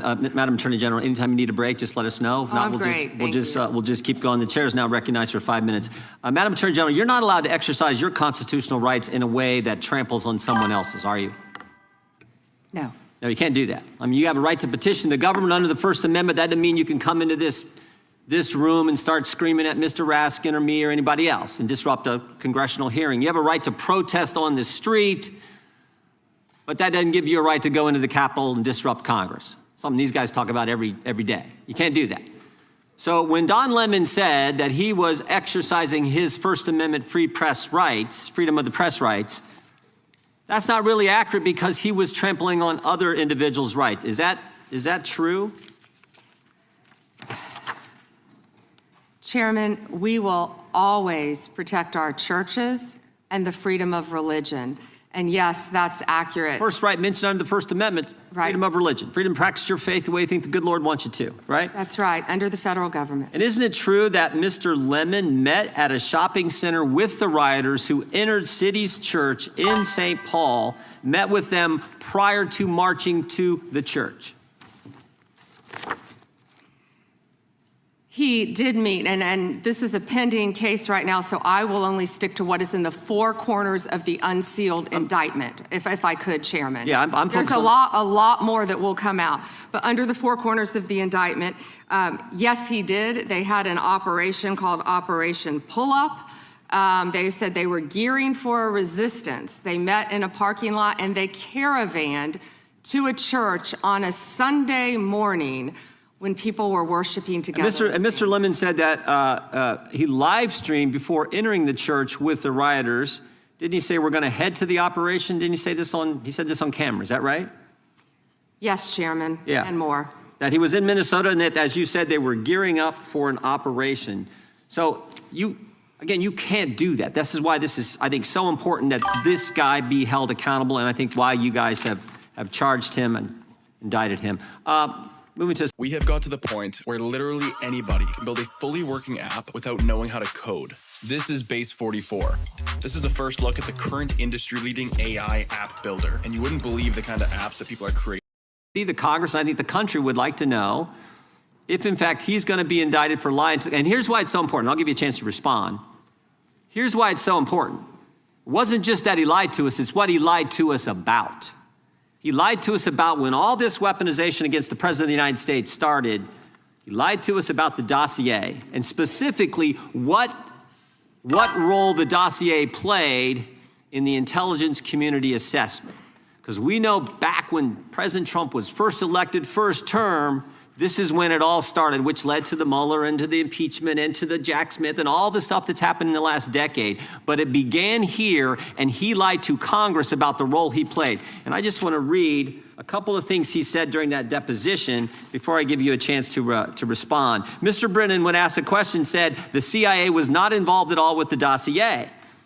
He said it was their purview, FBI's purview, and not ours. He also said the CIA was very much opposed to having any reference or inclusion of the Steele dossier in the intelligence community assessment. Well, that's interesting because declassified information that was declassified this past summer by the CIA says something entirely different. It says, Brennan, I want to put this one up if we have it. It says, Brennan ultimately formalized his position in writing, stating that, quote, this is released by the CIA Director Ratcliffe, my bottom line is that what I believe that information warrants inclusion in the report. He was further asked by an CIA official. The same officer said when he approached the director and asked that the director refused to remove it after being explained this wasn't good. With the dossier's many flaws, he said, yes, but doesn't it ring true? So this is John Brennan using that document to change intelligence community assessment, which I think led to all the stuff we've seen over the last decade. And I think this committee in the country, Congress in the country, would like to know if Mr. Brennan is going to be indicted. What I can confirm is that we have received a referral from you, Chairman Jordan, to investigate John Brennan. His attorneys have made some public statements, but the department is still bound, of course, by our longstanding policy of not discussing matters. What I will say today, I can't confirm nor deny whether there is a pending investigation, but what I will say is no one is above the law. Mr. Chairman, Weaponization has ended. Yeah. Point of order, Mr. Chairman. Gentleman from New York is recognized for a point of order. If we want to know whether Mr. Brennan will be indicted, you should just ask the president. Not a point of order, but I appreciate you trying to make it one. The gentleman from Georgia is recognized. Thank you, Mr. Chairman. General Bandi, it's been reported that there were at one point 1,000 personnel assigned to the task of identifying and scrubbing Donald Trump's name from the Epstein files. Were those reports accurate?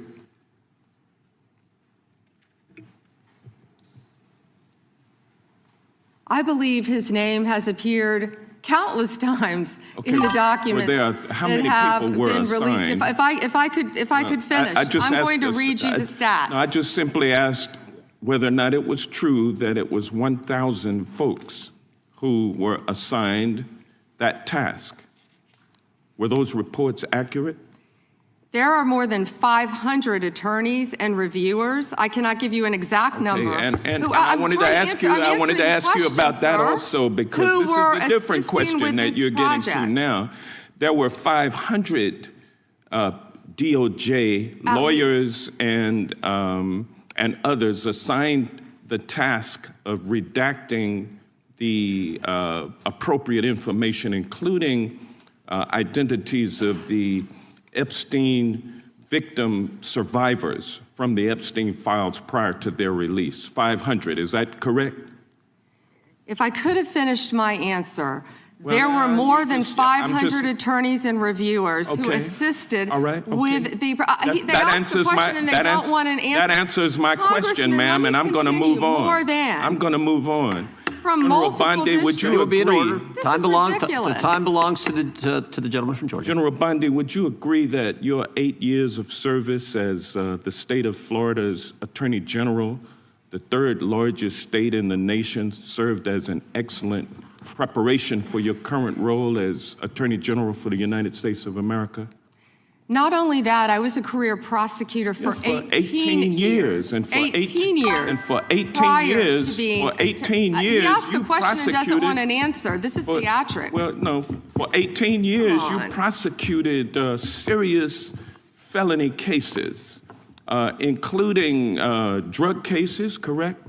Oh, I prosecuted homicides, I prosecuted capital cases, I prosecuted domestic violence cases, I prosecuted multiple cases, and that's why I feel for all of these victims. And did you ask Merrick Garland this when you were sitting before him, sir? You also prosecuted sexual assault cases and child sex trafficking cases, correct?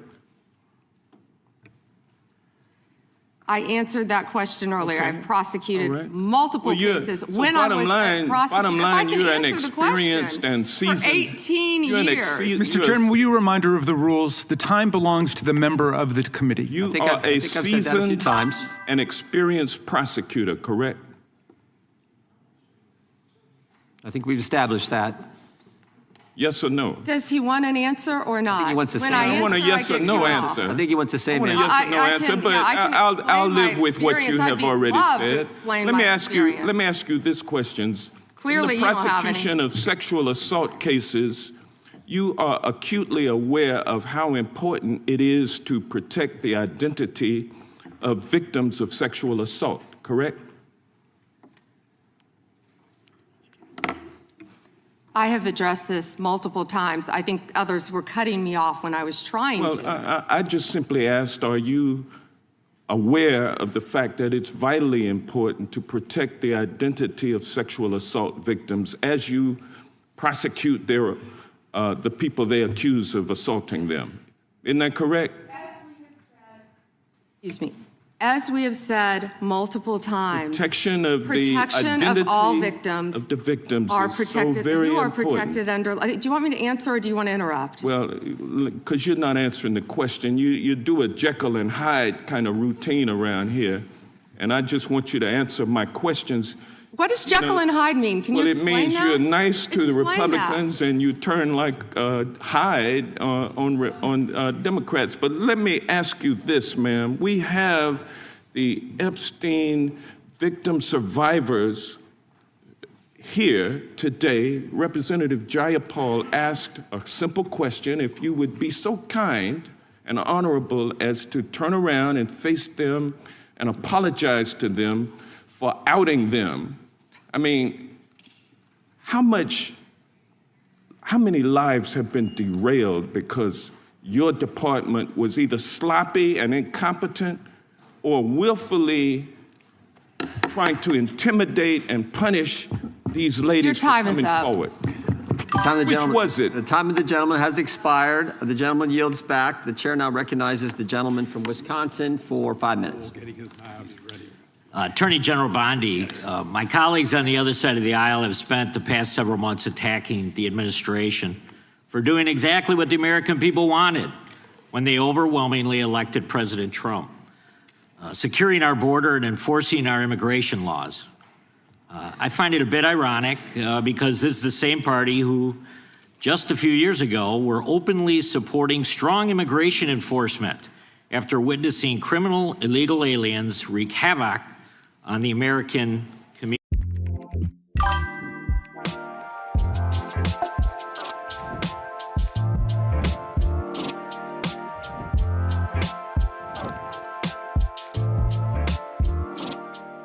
Committed a crime, deport them. No questions asked, they're gone.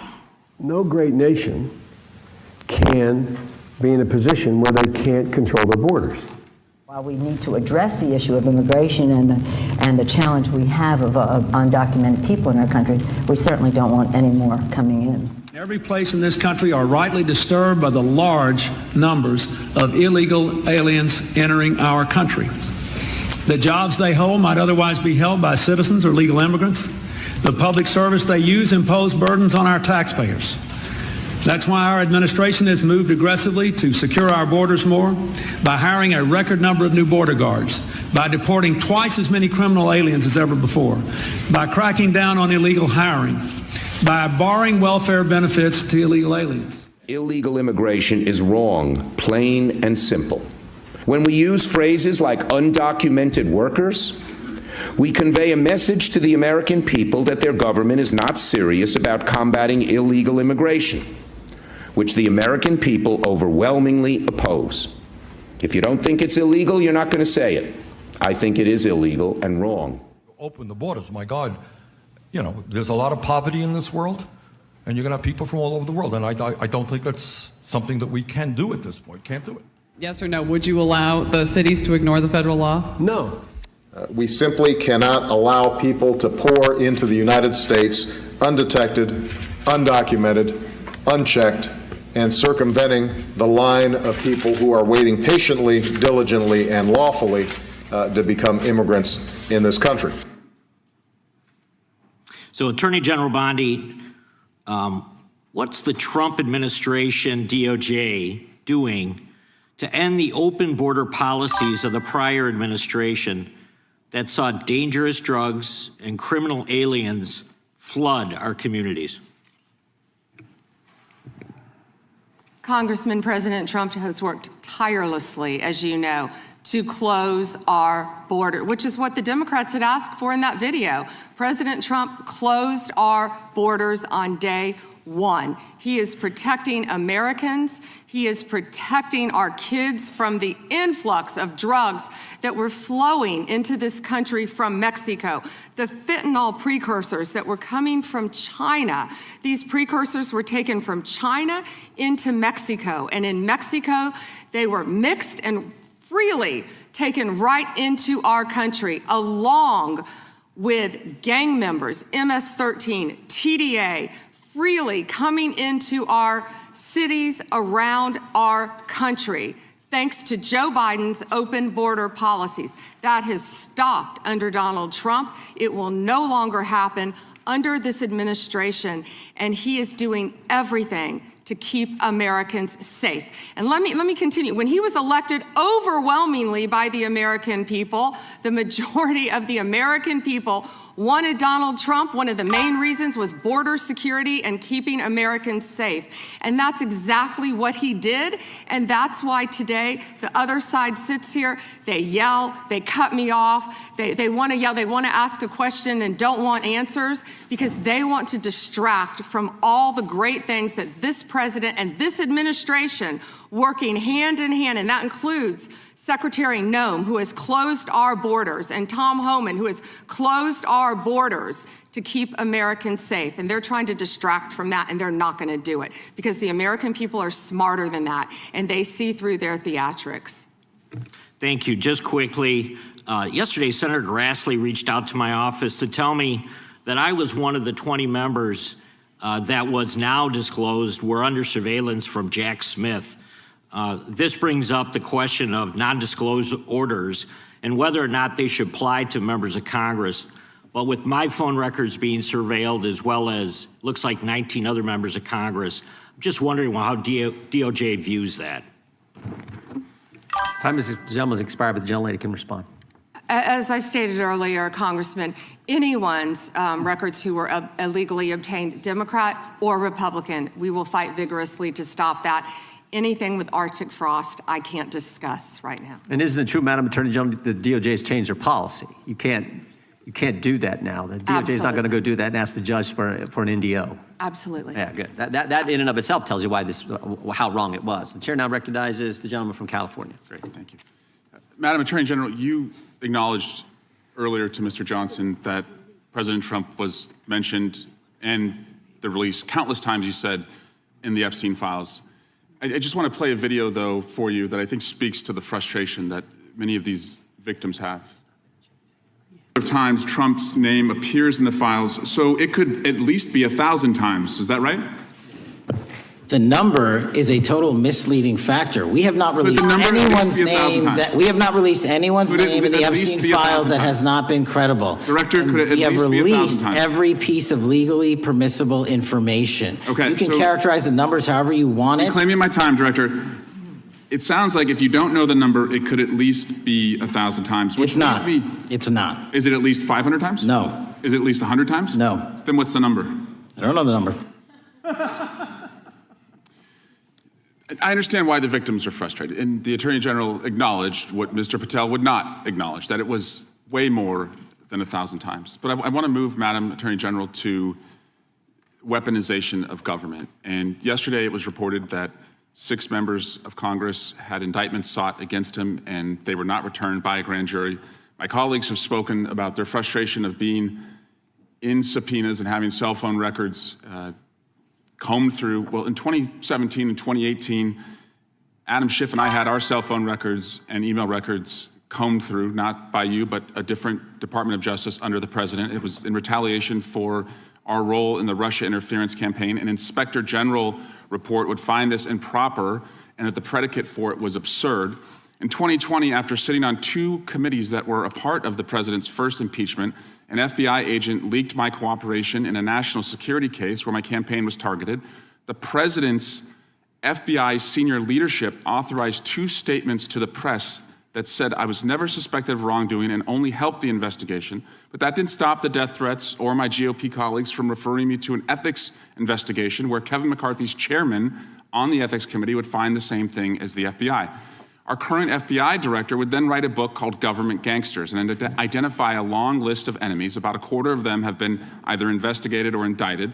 He listed me at the very top, along with Adam Schiff, and during that same testimony, refused to recuse himself when asked if he would recuse if any case came across his desk involving me or people on that list. Since that testimony, his department has put me under investigation with Senator and Schiff for the nonsense mortgage fraud cases that we've seen.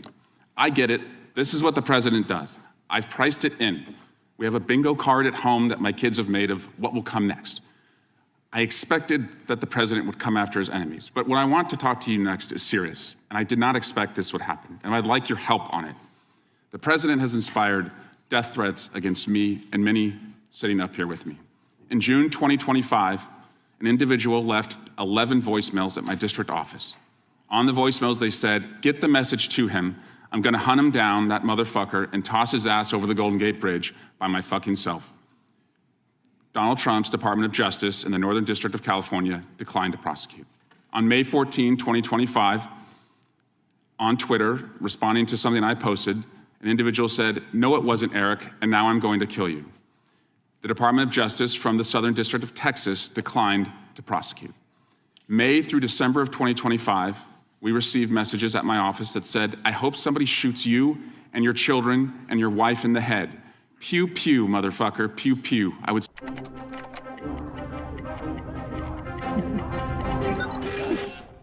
You always know what I need, Mum. Cash, food, and hair oil. She's done it again, bro! There's a thoughtful card for that.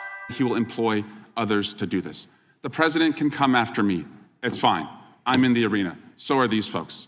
But we never expected that the Department of Justice would not seek to prosecute and investigate those who are making threats against us. And that would include those on that side of the aisle. And I'm just asking for your help to protect life, because life is at risk with the environment we're in right now. Congressman, I completely agree with you. I know about several of those personally involving you. I believe one has been charged publicly, and there's something I would be happy to talk to you about off camera, but I can assure you that they are very serious. They are being looked into, and I can give you more details on those. None of you should be threatened, ever. None of your children should be threatened. None of your families should be threatened. And I will work with, you can come into my office any day. I will work with all of you on both sides of the aisle if you are ever threatened. And I would I'll gladly talk to you after this hearing about your cases, but I can tell you some of them are very active. Appreciate that. And I yield back. Gentleman yields back, and we're sorry for what the gentleman and his family have had to go through. We appreciate what the Attorney General said, and I think some of the things that the gentleman from California related, we can all relate to, and it's unfortunate, it's wrong, as the Attorney General said, and we appreciate the help we get from the Justice Department. With that, we will now recognize the gentleman from New Jersey, Mr. Van Drew. Thank you, Chairman. I don't know where to begin. Thank you for being here, General. You might see me when I'm right in front of you. I have to mention this first. You know, I used this word before, and my friends on the other side of the aisle got mad at me, but hypocrisy. Epstein, Epstein, Epstein. But for years on the other side of the aisle, we heard nothing. Crickets, not a word. Nothing was said when they were in control. Nothing was mentioned basically till last summer, and the ranking member points out that he did do something last year. Yeah, he did a letter complaining about the plea deal for Maxwell, but it wasn't a big deal. Then we get a new administration, and all of a sudden it's a big deal, and they feign concern, they're upset, they're investigating. They had all these years and all this time. And in fact, Stacey Plaskett, and we all know that name, when they had a congressional hearing, Democratic member, were taking texts from Epstein on questions to ask to go after Trump. So Epstein was using her Democratic colleague as a tool to go after President Trump. Just everybody keep that in mind. And then we talk about ICE and how horrible it is. And there are concerns. Everybody wants everything to go right. Nobody ever wants to see somebody die. And they complain about it. But at the same time, hypocrisy, they encourage constituents to go after the ICE agents, to challenge them, to hurt them, to attack them. And that doesn't make sense. That's hypocrisy. And then we hear about the concern of, you know, going after Democrats, that the legal system, that judiciary and Department of Justice is going after Democrats. But they literally rework the legal system under Alvin Bragg and Letitia James to go after Republicans and those sympathetic to Republicans. So, I mean, be careful when you accuse others that you're not guilty yourself. Be careful of what you say, because you got a history, and it's easy to go over it. You know, I just want to talk about where we were and where we are now. We had over 10 million illegal crossings in the past between 2020 and 24. Over 10 million. There's probably a much bigger number. I'm being conservative. We were told the people weren't dangerous, but they were, General. They were dangerous, many of them. More than 300 individuals on the terror watch list during that time. Violent criminals came across, as we saw consequences where mothers and fathers, children were raped, murdered, hurt, abused, beaten, trafficked, all from the drugs. My God, the drugs they brought into our babies in this country. 73,000 illegals with criminal histories, 20,000 with convictions of assault, robbery, and sex offenses, 13,000 convicted murderers in our beautiful defenders. It was madness. It was insanity. It's bizarre. It was madness. It was insanity. It's bizarre. It's perverse. What in God's name were you doing? So we finally are cleaning this up now. We're finally trying to make it right and safe for our people. So my questions are this. General, do you believe in removing criminal illegal aliens from our communities will save American lives? Yes, and given the cases that you just discussed, that's proof of it every single day. President Trump is committed to that. This entire cabinet is committed to that and making and keeping Americans safe. Thank you. Would you agree that, and thank you for doing that, would you agree that allowing individuals with known criminal histories to enter and remain in the United States, we knew this back then, they knew it. Would you agree that creates serious risks to our public safety? I know the answers, but let's just say them clearly. Yes. Would you agree that when dangerous individuals are released instead of detained, and they were released over and over and over again, and these are the real issues. This is really what America cares about. They want their children and their families to be safe. Do you think if you release them instead of detaining them, that crimes will happen because of that? Absolutely. Would you agree that, I'm sorry. And it did. And it did, thank you. Would you agree that cooperation between, and this is a biggie, and I'm going to ask you to elaborate on this. This is a big deal. This is why some of the problems we're seeing in some of the places like Minnesota are happening. That cooperation between federal and local enforcement, which we always used to have, helps remove violent offenders from our communities, that we should be a team. Yes. And can you elaborate on that a little bit? In other words, when the local enforcement is forced by the politicians, not their fault, not to do their job and not cooperate, why does it create the situations that we see where we have need for crowd control? By the way, they're not peaceful. Those are not peaceful protesters. We know what a peaceful protester is. When you spit on law enforcement, when you push them, when you hit them, when you beat their car, if you can answer the question, thank you. Time's expired. I'll yield back. You may answer the question. Thank you. Yes, I spent 4 days myself in Minnesota, in Minneapolis. What I will say about some of these sanctuary cities, some of these democratic cities, law enforcement, they quietly want to work with us. I've spoken to law enforcement in multiple cities who want to work with us. And yes, we're going to do everything we can to keep our citizens safe, whether or not these Democrat-controlled sanctuary cities do or don't. And damn it, that's what really matters. I yield back. Mr. Chair, I have a UC. Ms. Crockett from Texas is recognized for UC. Thank you so much. Donald Trump's approval rating implodes on his strongest issue. This is from Newsweek today. It says 40% of people approve of Trump's handling of immigration and border security, while 60% disapprove. Without objection, that is a admitted. net drop. Now I recognize the gentleman 20. from California, Mr. Liu.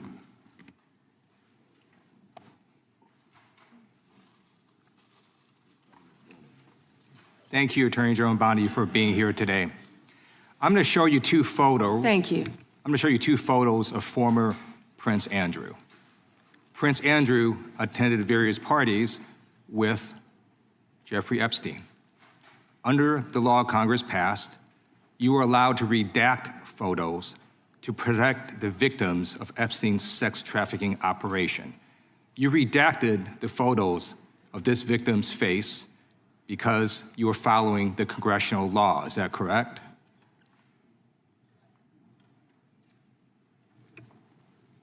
I'm sorry, that we redacted the victim's Because you were face? following the congressional law, correct? Yes. Okay. You have now established. I'm looking for shoes. No, we sell coffee. We sell every type of coffee. We sell pour-over. Fate drew my eye, and I saw a vision. Footwear that spoke to me. Epstein's sex operation is also guilty of a crime. That's why I find it absolutely despicable that you sought to protect Epstein's clients, like former Prince Andrew. Last July, you closed the case on Epstein's abusers. The July 2025 memo from your Department of Justice stated, quote, "We did not uncover evidence that could predicate an investigation against uncharged third parties." These two photos, please put the photos back up. These two photos staring you in the face are evidence of a crime and more than enough evidence to predicate an investigation against former Prince Andrew. So I ask you, Attorney General Pam Bandi, why did you shut down this investigation last July, and why have you not prosecuted former Prince Andrew? I don't believe you asked Merrick Garland these questions when he was Attorney General and set before. I agree with you. You twice. I'm reclaiming my Did time. you? Never I agree with mentioned you. I agree with you. During Were you not here during then? the Biden administration, I called for people looking at Epstein files. Merrick Garland dropped the ball, as did Attorney General Bill Barr, as did Alex Acosta, a whole string of failures. But you are in charge. You have the power to change things, to hold these men accountable, and you're doing the opposite. You're protecting them. So I want to move on to another man. Can I answer Donald that, Trump. though? I want to move on to another Can I question. answer your question about protecting You Prince answered the Andrew? question. You're saying no. I love this. I want to discuss another man, Donald Trump, who is all over the Epstein files, like former Prince. Here's the video.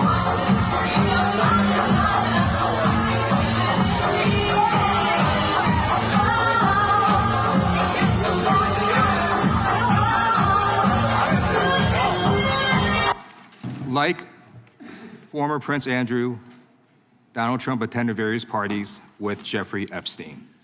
I want to know were there any underage girls at that party or at any party that Trump attended with Jeffrey Epstein?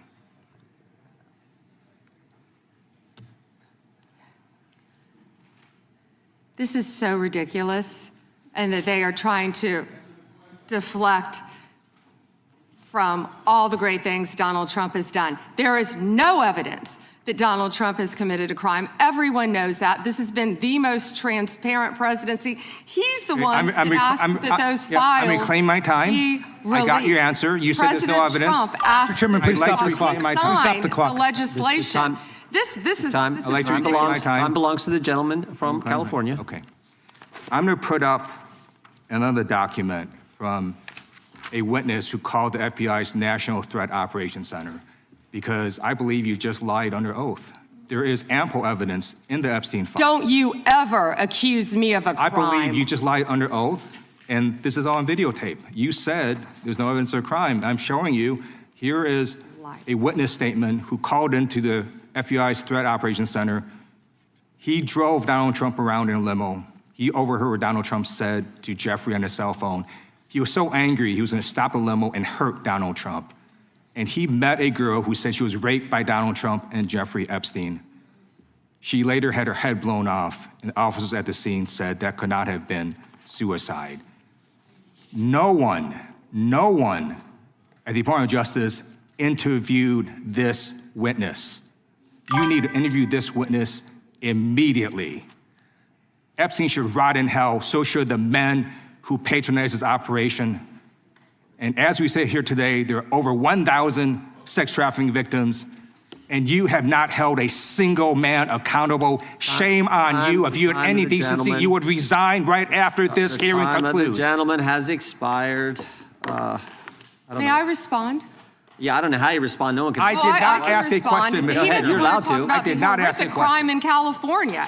He does not want to talk about I did not ask a crime question. in his state. She can't just ad-lib stuff. I did not ask a question. Meeting will be in order. The gentleman has yielded back his time. I think our next witness will be more than happy to let the Attorney General Madam respond. Attorney General, would you like to? Gentleman from Alabama is recognized for 5 minutes. You have a few minutes to respond. Thank you, Congressman. This is what Congressman Liu didn't want to talk about. He didn't want to talk about all the crime that is happening in his state. California refuses to honor detainees because of its dangerous sanctuary city policies. The refusal means California has released 4,561 criminal illegal aliens onto its street. The crimes of these aliens include 31 homicides, 661 assaults, 574 burglaries, 184 robberies, 1,489 dangerous drug offenses, 379 weapons offenses, and 234 sexual predator offenses. That's why they are deflecting. That's why they're trying to talk about the Epstein files. That's currently happening in his home state. Attorney General, thank you for being here, and I wanted to make sure you had time to respond. I'm going to change gears a little bit. In October, when you were testifying before the Senate, I know you and my friend Senator Katie Britt discussed concerns of infiltration of the illegal Chinese vapes into our country. As a father of three, obviously, I'm worried a little bit about this, and I believe that many parents in the country share our similar concerns. Can you provide an update on DOJ's work in this space over the past few months? Yes, and thank you for bringing that up. We're talking about the vapes. And this should be an issue where both sides of the aisle can work together on. Parents need to understand, children need to understand that so many of these are being manufactured in China, sent to our country, and have the potential to be laced with lethal drugs. We've seen an overdose. We need to get on the front end of this before we have another crisis and children are dying. I've partnered with Secretary Kennedy, of course, at HHS on this matter, but thank you for bringing it up. You know, they're selling these things as flavored vapes, illegally in many stores around the country. Secretary Kennedy and I actually we went and did something on this, and it was sadly the day that Charlie Kirk was assassinated. And so it didn't get a lot of attention, nor should it have after that happened. But yes, we're continuing to work on that, and thank you for bringing that up. That's happening in all of our states, and I would ask everyone here, I know Congresswoman Ross was just nodding, it's happening in every state. And not only are they laced with THC, many of these vapes, but they could be laced with fentanyl. We have had a child, I wish I could think of the state it was in, but we have already had someone overdose. And we have to get together on this, and we have to get on the front end of this. And I would love to work across the aisle on this to protect our kids. How many school kids do you see now vaping? And it's not only, I believe a vape has 20 cigarettes, but you know, that's one vape is 20 cigarettes, I believe it is, but also what they could be laced with, because so many of them, the majority of them, are manufactured in China. Sure, and if you need additional resources, please let us know as you're going through the process. And then I'm going to change gears one more time on you.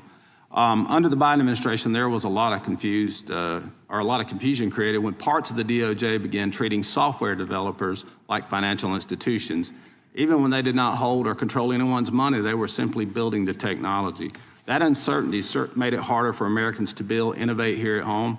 Earlier this year, the Deputy Attorney General issued a memo entitled Ending Regulations by Prosecution. Memleketimin güzel ve kıymetli insanları. İyi bir bulgur pilavı tarifi mutfaktan önce marketten başlar. Bulgur deyince tek tercihim duru pilavlık bulgur.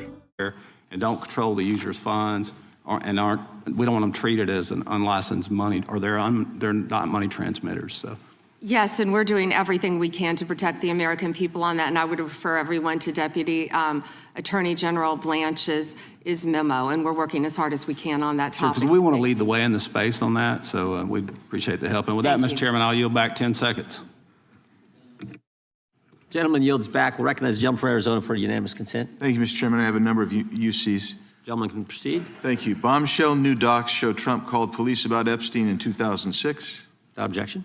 Kamala Harris defends Biden administration decision not to release Epstein files. Without objection. Why weren't they released during the Biden administration? Without objection. House Democrat Stacey Plaskett exchanged texts with Epstein during 2019 congressional hearing. Without objection. New York judge allows Epstein victims' claims against Plaskett to proceed. Without objection. Hakeem Jeffries solicited funding from Epstein in 2013 after financier was convicted child sex offender. Without objection. Jeffrey Epstein was invited to dim fundraising dinner and to get to know Hakeem Jeffries by firm working with Brooklyn's Barack. Without objection. An email from Leslie Groff to Jeffrey Epstein concerning Hakeem Jeffries fundraising. Epstein file says Biden was replaced in 2019, question mark? Without objection. Thank you. The gentleman yields back. The gentleman from California is recognized. Mr. Correa. Thank you, Mr. Chairman, and welcome, Ms. A.G. Bandi. I agree with you. Our top priority should be protecting Americans. In my past life in the California State Legislature, I did a lot of work on solving sex crimes, passing legislation to update our codes. And I found that the biggest challenge to solving sex crimes is reporting them. Victims have to have the guts to stand up to report those sex crimes. But it's not easy. It's the most unreported sex crime there is. Crime there is sex crimes. It's painful, humiliating. And a lot of times the victims don't think anything's gonna come out of their reporting these crimes. Then we have adults who as children were molested, boys and girls who will live in silence for the rest of their life. I believe the Epstein files are just one of many sex rings, sex crimes taking place in our society today. I hear 1,200 Epstein victims, some additional victims as young as 9 to 10 years old. The challenge I have today, what bothers me today about this hearing, Madam AG, is what's the message we're sending out there on Main Street? shouldn't ask a question I don't know an answer to, but I'm going to ask the victims behind you right now. First, can you please stand up? And then, can you please raise your hand if you think after everything you've heard today, you feel that our AG, the feds, have your back? Do we have your back? Raise your hand if you're confident that we got your back. And that's the issue, Madam AG. We've got to make sure that victims stand up and report the crimes. Otherwise, we're going to be taking a step backwards. Today, AI, cyber, social media, the new realm for people to be hurt, attacked sexually. These are the areas I'd welcome the opportunity to work with you on. It's not your problem, it's not my problem, it's our problem. But to have redacted files that are not showing us the names of these predators is wrong. These are very powerful people. This was a very expensive business, and we don't know who they are. I would imagine they're very prominent Republicans, very Republican Democrats, and we are covering up for them. We got to know what's going on out there, Madam AG. It looks like you want to say something. I'm going to give the opportunity to address my statement. I look forward to working with you on any crimes involving child sex predators, children, and also cyber crimes. That is a tremendous problem now throughout our country. AI, you are correct. AI is causing great problems online we're working on that though. AI is an incredible tool, but it also can be fraught with peril with victims of crime. I've experienced that with someone I know who we've been trying to help. I look forward, though, to working with you on that and on cyber crimes. Can I? Please, go ahead. And as I said before, to any victims, we ask them to come forward to our office, and we want to work with them. I have never not worked with a victim, and I believe I've actually spoken to several of the Madam, if I can reclaim my time, I only have a minute. Behind me. If I can reclaim my time, I just think we start out by making sure those redactions are unredacted, those Epstein files, to make sure that the public, according to the law, following the law, that those names in those files are made public. We have to make sure we tell those predators there is no place for them to hide, and if they commit the crime, they're going to fry for it. It starts with showing us the names of the perpetrators in the Epstein files. May I respond to that? Sure. Okay. So if any man's name was redacted that should not have been, we will, of course, unredact it. If a victim's name was unredacted, please bring it to us and we will redact it. We were given 30 days to review and redact and unredact millions of pages of documents. Our error rate is very low, but there are victims are always right behind you. We've got to convince them that we're doing a good job everything we can to help protecting the them. victims. We will Thank do you, everything Mr. we can. Chair, I'm out of time. Gentleman yields back. The gentleman from California, Mr. Kiley, is recognized.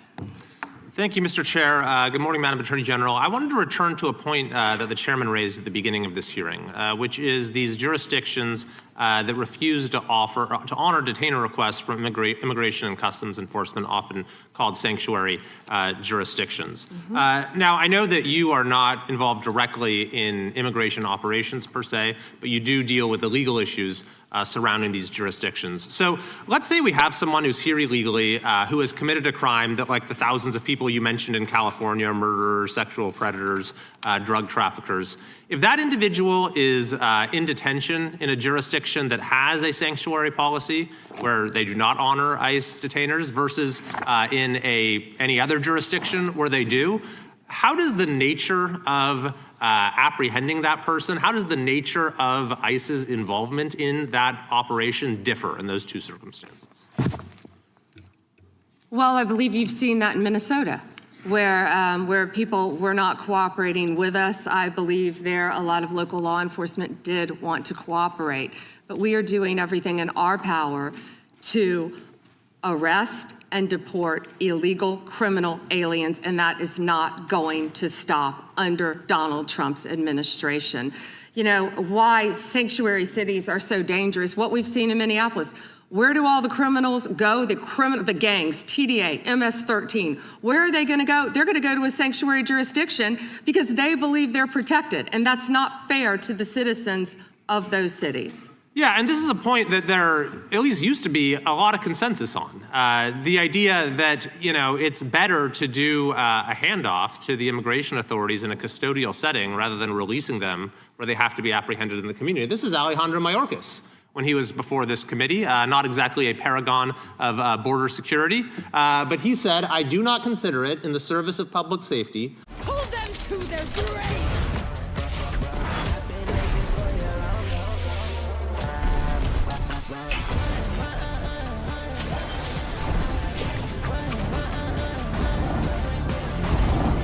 Let's make them regret ever stepping foot onto our Earth.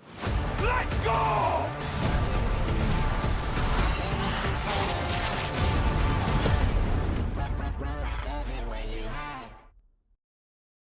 This conversation right now in relation to Homeland Security funding.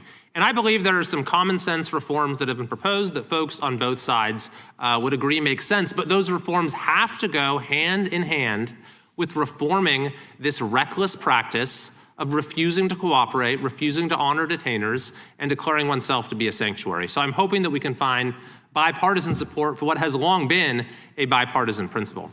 I want to go to a second topic, which is the school board memo, which I know that you have rescinded. And it was initially promulgated by Attorney General Garland when he came into office with President Biden, essentially opening an investigation into parents who were showing up at school board meetings and expressing their views on COVID policies, masks, various other issues, and using the full apparatus of federal law enforcement and counterterrorism to go after these parents. Now, he said this was because there was an increase of threats, but when even his own FBI director, Christopher Wray, was before this committee, he said there was no evidence of an increase in threats.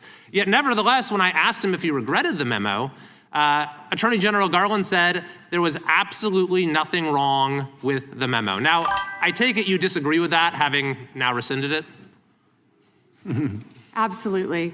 That was one of the main focuses of President Trump and this administration. We will protect parents at school boards. We will protect children in schools. We will protect parents' rights for their children's education in our school system in this country.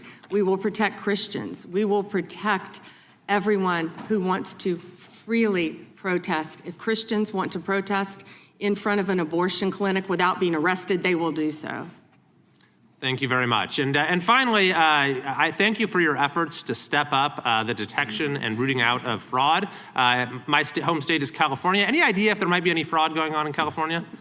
Well, we are establishing, as you have heard, a fraud unit, and I'm sorry you're having to deal with that in your state, but the cavalry's coming. And we have Colin McDonald, who is hopefully will be confirmed soon. We're working on Minneapolis. I don't know if you were sitting here when I said that, but California was right up there. I'm sorry to say for both sides of the aisle that California is right up there with fraud. It's out of control, but we are coming to your rescue. Donald Trump is coming to the rescue. Well, thank you very much. And unfortunately, I think you'll find that what's happening in California pales in comparison to what's been going on in Minnesota. Thank you. I yield back. Gentleman yields back. The gentleman from Maryland is recognized. Actually, I think the gentlelady from Pennsylvania. Gentlelady from Pennsylvania is recognized. Thank you, Mr. Chairman. Ms. Bondi, I'm here. On September 25th, President Trump signed a memorandum known as NSPM 7, purporting to address domestic terrorism. But Americans across the political spectrum were immediately alarmed by the memo's blurring of the line between unlawful conduct and constitutionally protected speech and activity, as well as its call to investigate, prosecute, and dismantle groups that the president and Stephen Miller described without evidence as, quote, an organized campaign of radical left terrorism. Now, counterterrorism experts were further alarmed by the administration's singular focus on left-wing extremism, combined with the sudden deletion from the DOJ website of decades of research and law enforcement analysis, which had concluded that right-wing extremism poses the greatest terrorism threat to Americans. The president's memo broadly and vaguely links violent conduct to ideologies, and it targeted specifically anti-American, anti-Christian, and anti-capitalist beliefs, as well as, quote, hostility to so-called traditional American views on family, religion, and morality, end quote. President Trump has repeatedly and openly, however falsely, tried to brand his political opponents with these sentiments listed in his memo. But as you know, as a lawyer, holding beliefs that the White House disagrees with is not a crime. And the statute defining domestic terrorism requires criminal acts, not just thoughts and ideas. That's why legal experts, nonprofit leaders, religious freedom and civil rights advocates immediately raised the alarm that the new presidential directive was a politically motivated attack on civil society designed to silence those who disagree with the administration. So, Ms. Bandi, Section 3 of that memo directed you, as Attorney General, to submit to the President and Stephen Miller a list of groups or entities whose members are engaged in acts that meet the definition of domestic terrorism.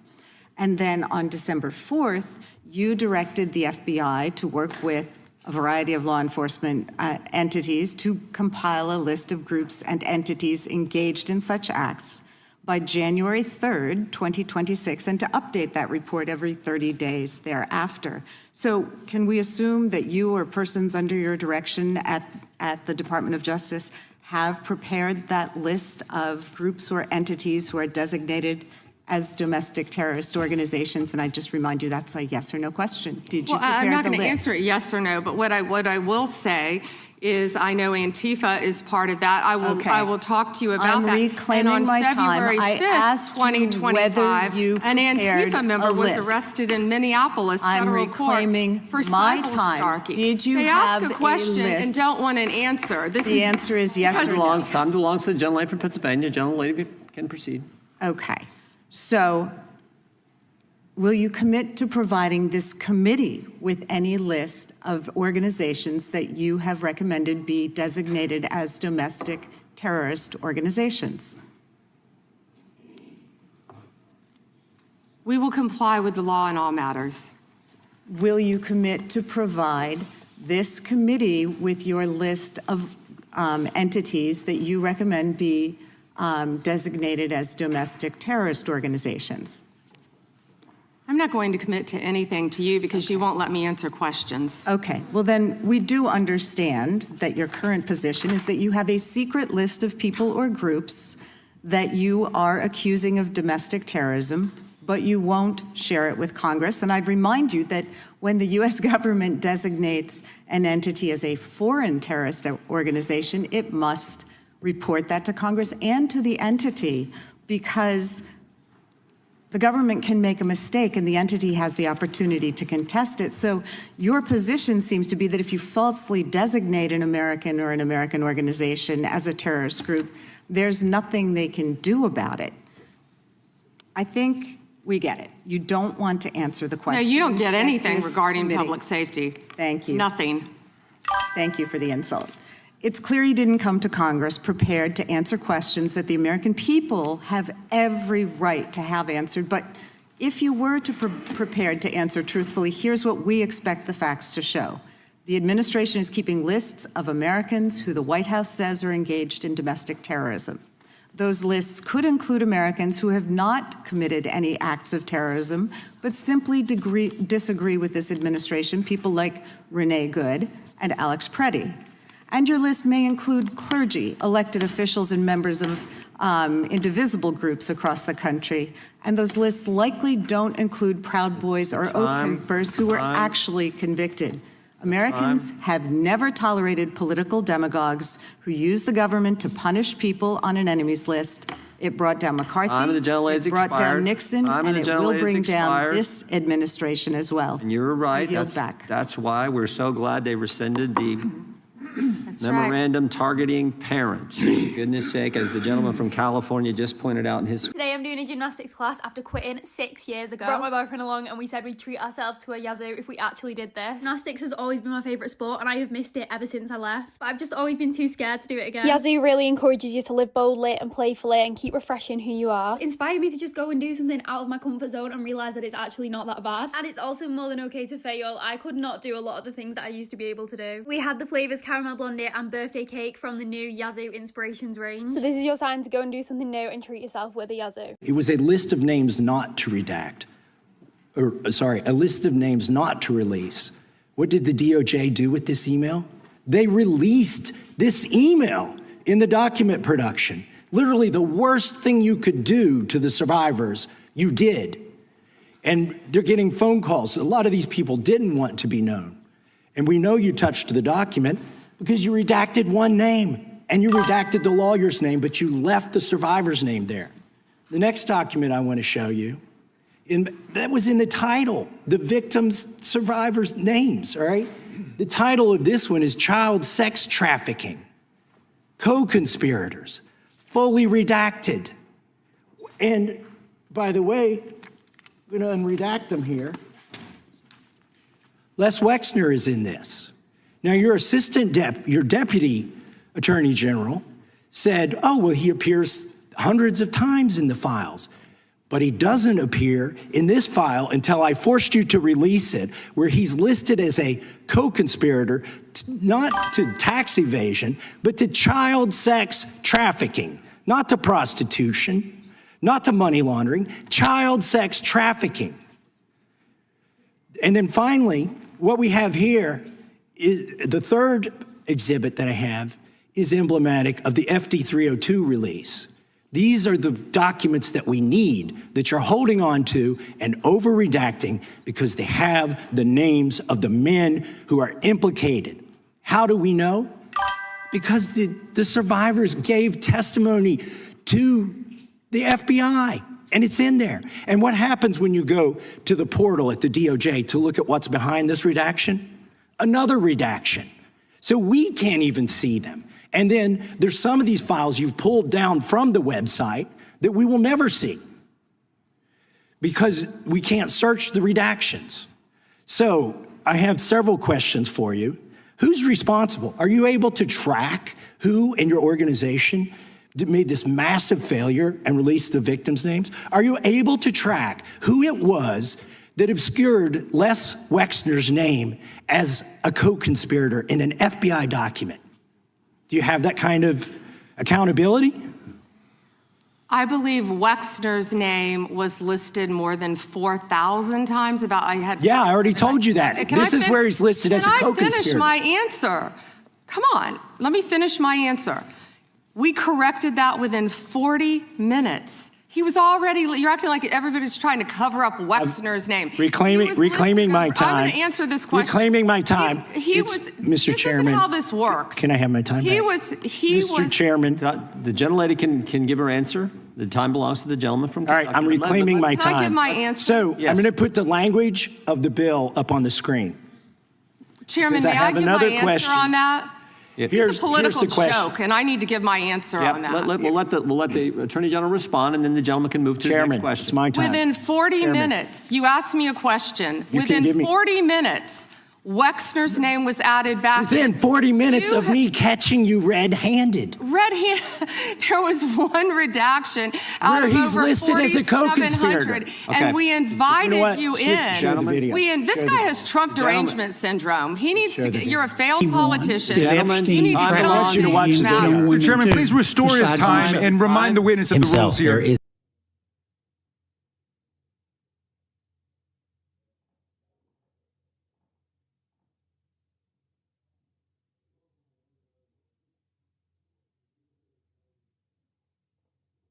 I welcome everybody to our Judiciary Committee's annual Justice Department oversight hearing. But before I and Durbin give our opening statement, I want to say this is the second anniversary of Hamas invading the sovereign state of Israel. Yesterday, I had some Palestinian advocates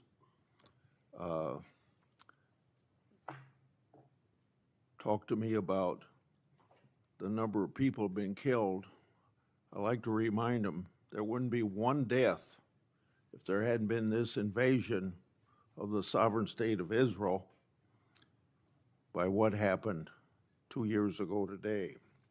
Attorney General Bandi, since your confirmation, you've now had the opportunity to face the federal bureaucracy that you must reform to better serve the American people. As I said to Director Patel, your charter is no simple task. When you arrived, you were left with the Justice Department free fall. Senate Democrats have denied your leadership personnel. We haven't been able to confirm your Assistant Attorney General for Congressional Affairs. It's now been 7 months. All the while, Democrats complain that they can't get answers from the Office of Ledge Affairs. They have blocked the confirmation of that person. Since your confirmation, you've taken steps to institute needed reforms. Under your leadership, the Justice Department has cut funding to politicize programs to reinvest in core policing activities. Focusing on crime and getting tough on criminals is a welcome change from 4 years of Biden administration's soft on crime policies. During the Biden administration, the Justice Department failed to collect billions of dollars in criminal fines and penalties from corporate offenders. That money should have been placed in the Crime Victims Fund, and much of the money of the past administration did collect went to the Justice Department slush funds instead of aiding victims of criminals and violent activity. My Democratic colleagues have shared concerns about funding agency and law enforcement, but generally haven't supported funding programs. Under the Democrat leadership, the COPS reauthorization was held over in committee at least 8 times before the 118th Congress concluded. It never received a vote in this committee. More recently, Democrats have refused to support fundamental Justice Department programs like Protect Safe Neighborhoods. And last week, Democrats again blocked most of the Police Week bills from passing the Senate, even though they passed out of this committee unanimously. In contrast to these indefensible positions, the judiciary provisions in the Republican reconciliation bill made hundreds of millions of dollars available to the Justice Department to combat crime. Attorney General Bandi, you've also created a task force to attack the problems left by your predecessor. You've created a team to review the overwhelming evidence of political weaponization by federal law enforcement, including the discredited Crossfire Hurricane investigations. Your weaponization working group has worked with my staff to bring forward resolutions for whistleblowers, and I commend you and your staff efforts to find solutions for these patriots. I understand the task force to eradicate anti-Christian bias has done an investigation on how the Biden administration weaponized the government against people of faith. I look forward to your next report on that subject. Now, you've also shuttered a certain task force that was a stain on this country, the Foreign Influence Task Force.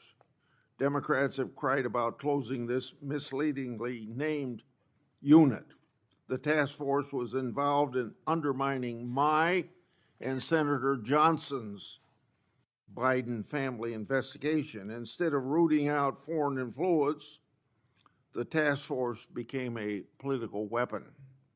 And speaking of political weapons, I'm now going to address examples of political weaponization in the previous administration.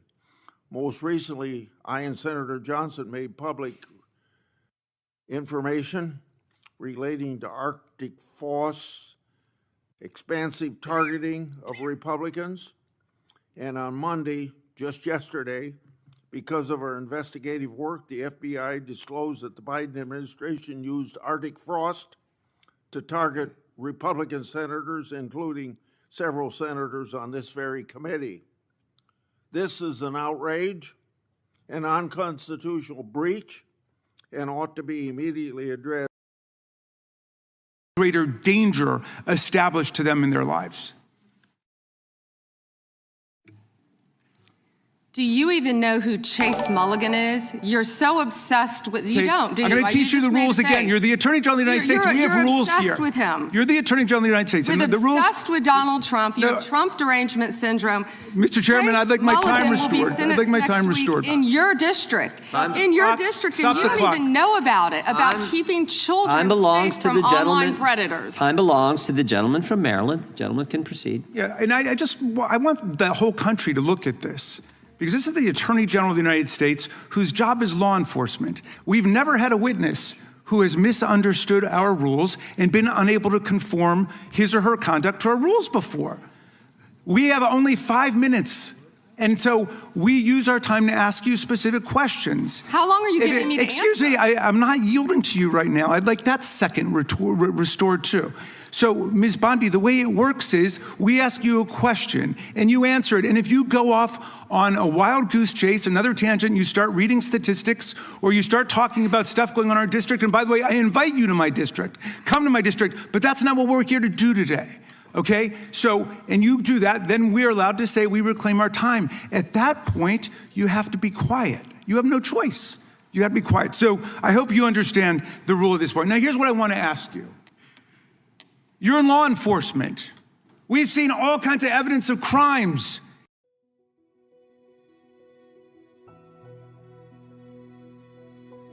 I'm a carpenter specializing in custom crimes. Will you create a joint task force of the Department of Justice and governors and state attorney generals and district attorneys across the country to investigate the crimes that have taken place against these victims and more than 1,000 like them? The DOJ is not doing its job. Will you create a task force with state and local law enforcement to make that happen? Gentlelady can respond if she wants to. Thank you, Chairman. He called Chase Mulligan a wild goose chase and didn't even know who he was. He is a defendant in your own district who preyed on girls. Mr. Chairman. Well, you know what? If he were part of the Epstein investigation, you wouldn't do anything about it. Online chat rooms and committed sextortion. Yet he didn't even know in your tiny little district who he was. Mr. Chairman, she's embarrassing you. He's about to be This is your committee, and she is embarrassing you. Shame on you. The time of the gentleman has expired. I would remind the committee that last Congress, Secretary Mayorkas was here numerous times, and he wouldn't answer our questions, even when we sent them to him ahead of time in writing. So that's what we've had to deal with. I think the Attorney General is doing just fine. We have votes shortly. I will go to the gentleman from Virginia, and then we will take a break to head to the floor. I thank the Chairman, Attorney General Bandi. Thank you for being here. And I wanted to thank you for your work at DOJ in restoring the rule of law, encouraging transparency surrounding Jack Smith's partisan investigations into President Trump, declassifying information about the Russia collusion hoax, cracking down on sanctuary jurisdictions, and establishing the National Fraud Enforcement Division. Let me first go to securing the border and immigration enforcement. Our new governor has recently rescinded 287G cooperation between the state and ICE. Can you talk about, have you evaluated the public safety impact, how that would affect safety in Virginia to withdraw that support and what that would do to criminal activity involving illegal immigrants in Virginia? Yes, it would be detrimental. And as you know, Congressman, one of the top members of MS-13 in the entire country was living in Virginia, in a suburb, among all of us, living not even probably half an hour away from where we are now. And the cooperation previously with the governor, with the members of the state of Virginia, helped catch him and take him off our streets. An illegal MS-13, one of the heads for the entire country, was living in Virginia. And it's a shame that that's happening now. And thank you for bringing it, talking about it, because we're going to keep America safe. And when people feel like they can flee to these cities and states and be safe, they can't. Because Donald Trump is going to protect Americans. We're going to protect the citizens there, whether or not the governors, the mayors are going to do it or not. But President Trump is. We're going to keep Americans safe from violent gang members like he's been doing this last year. We appreciate that. We appreciate your work to make that happen in Virginia and keep Virginia safe. I want to move on to the Fraud Enforcement Division that you've established. My understanding is that this initiative is intended to centralize, coordinate enforcement of fraud laws related to government programs. You've talked about Minnesota, you've talked about California. Would this affect Virginia as well? Because we have fraud in Virginia as well. Absolutely, and we look forward to working with you. Would this affect things like long-term care accountability, senior living facilities engaged in Medicaid fraud, including systemic overbilling practices and the misappropriation of taxpayer-funded benefits? That is exactly what it's set up to help. Okay. I know that whether it was related to fraud specifically or another subject, that under the Biden administration, there was a sitting member of the Virginia General Assembly under investigation. Is that investigation still ongoing? Can you speak to that? I can't discuss that. Okay. I'm going to move on to the Second Amendment rights of law-abiding Americans. Last year, President Trump signed the One Big Beautiful Bill into law, which included the Hearing Protection Act, part of it that was sponsored by myself and Congressman Clyde. It reduced the national firearms tax, $200 tax on suppressors and short-barreled firearms, to zero. And while the tax has been eliminated, the NFA's registration and paperwork requirements remain in effect. And your DOJ has said that would, even though the tax was reduced to zero, that the registration requirement is still somehow necessary, even though with regard to Obamacare and the Affordable Care Act, when that mandate was, when that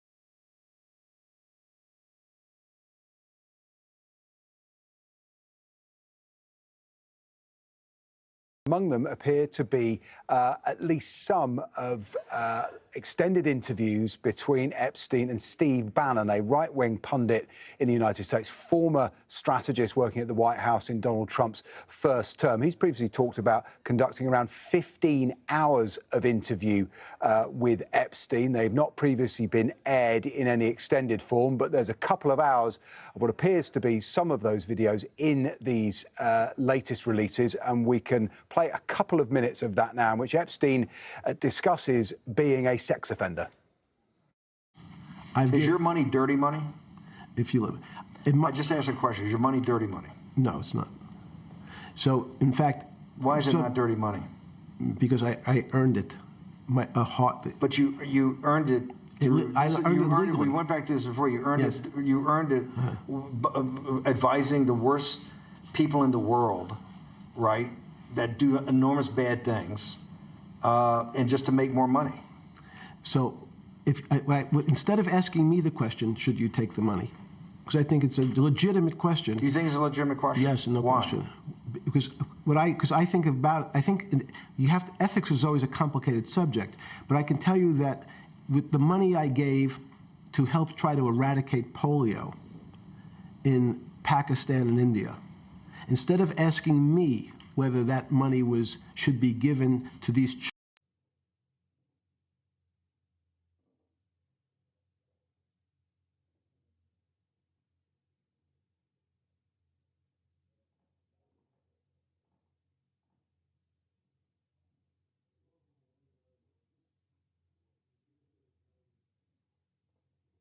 I welcome everybody to our Judiciary Committee's annual Justice Department oversight hearing. But before I and Durbin give our opening statement, I want to say this is the second anniversary of Hamas invading the sovereign state of Israel. Yesterday, I had some Palestinian advocates talk to me about the number of people being killed. I like to remind them there wouldn't be one death if there hadn't been this invasion of the sovereign state of Israel by what happened 2 years ago today. Attorney General Bandi, since your confirmation, you've now had the opportunity to face the federal bureaucracy that you must reform to better serve the American people. As I said to Director Patel, your charter is no simple task. When you arrived, you were left with the Justice Department free fall.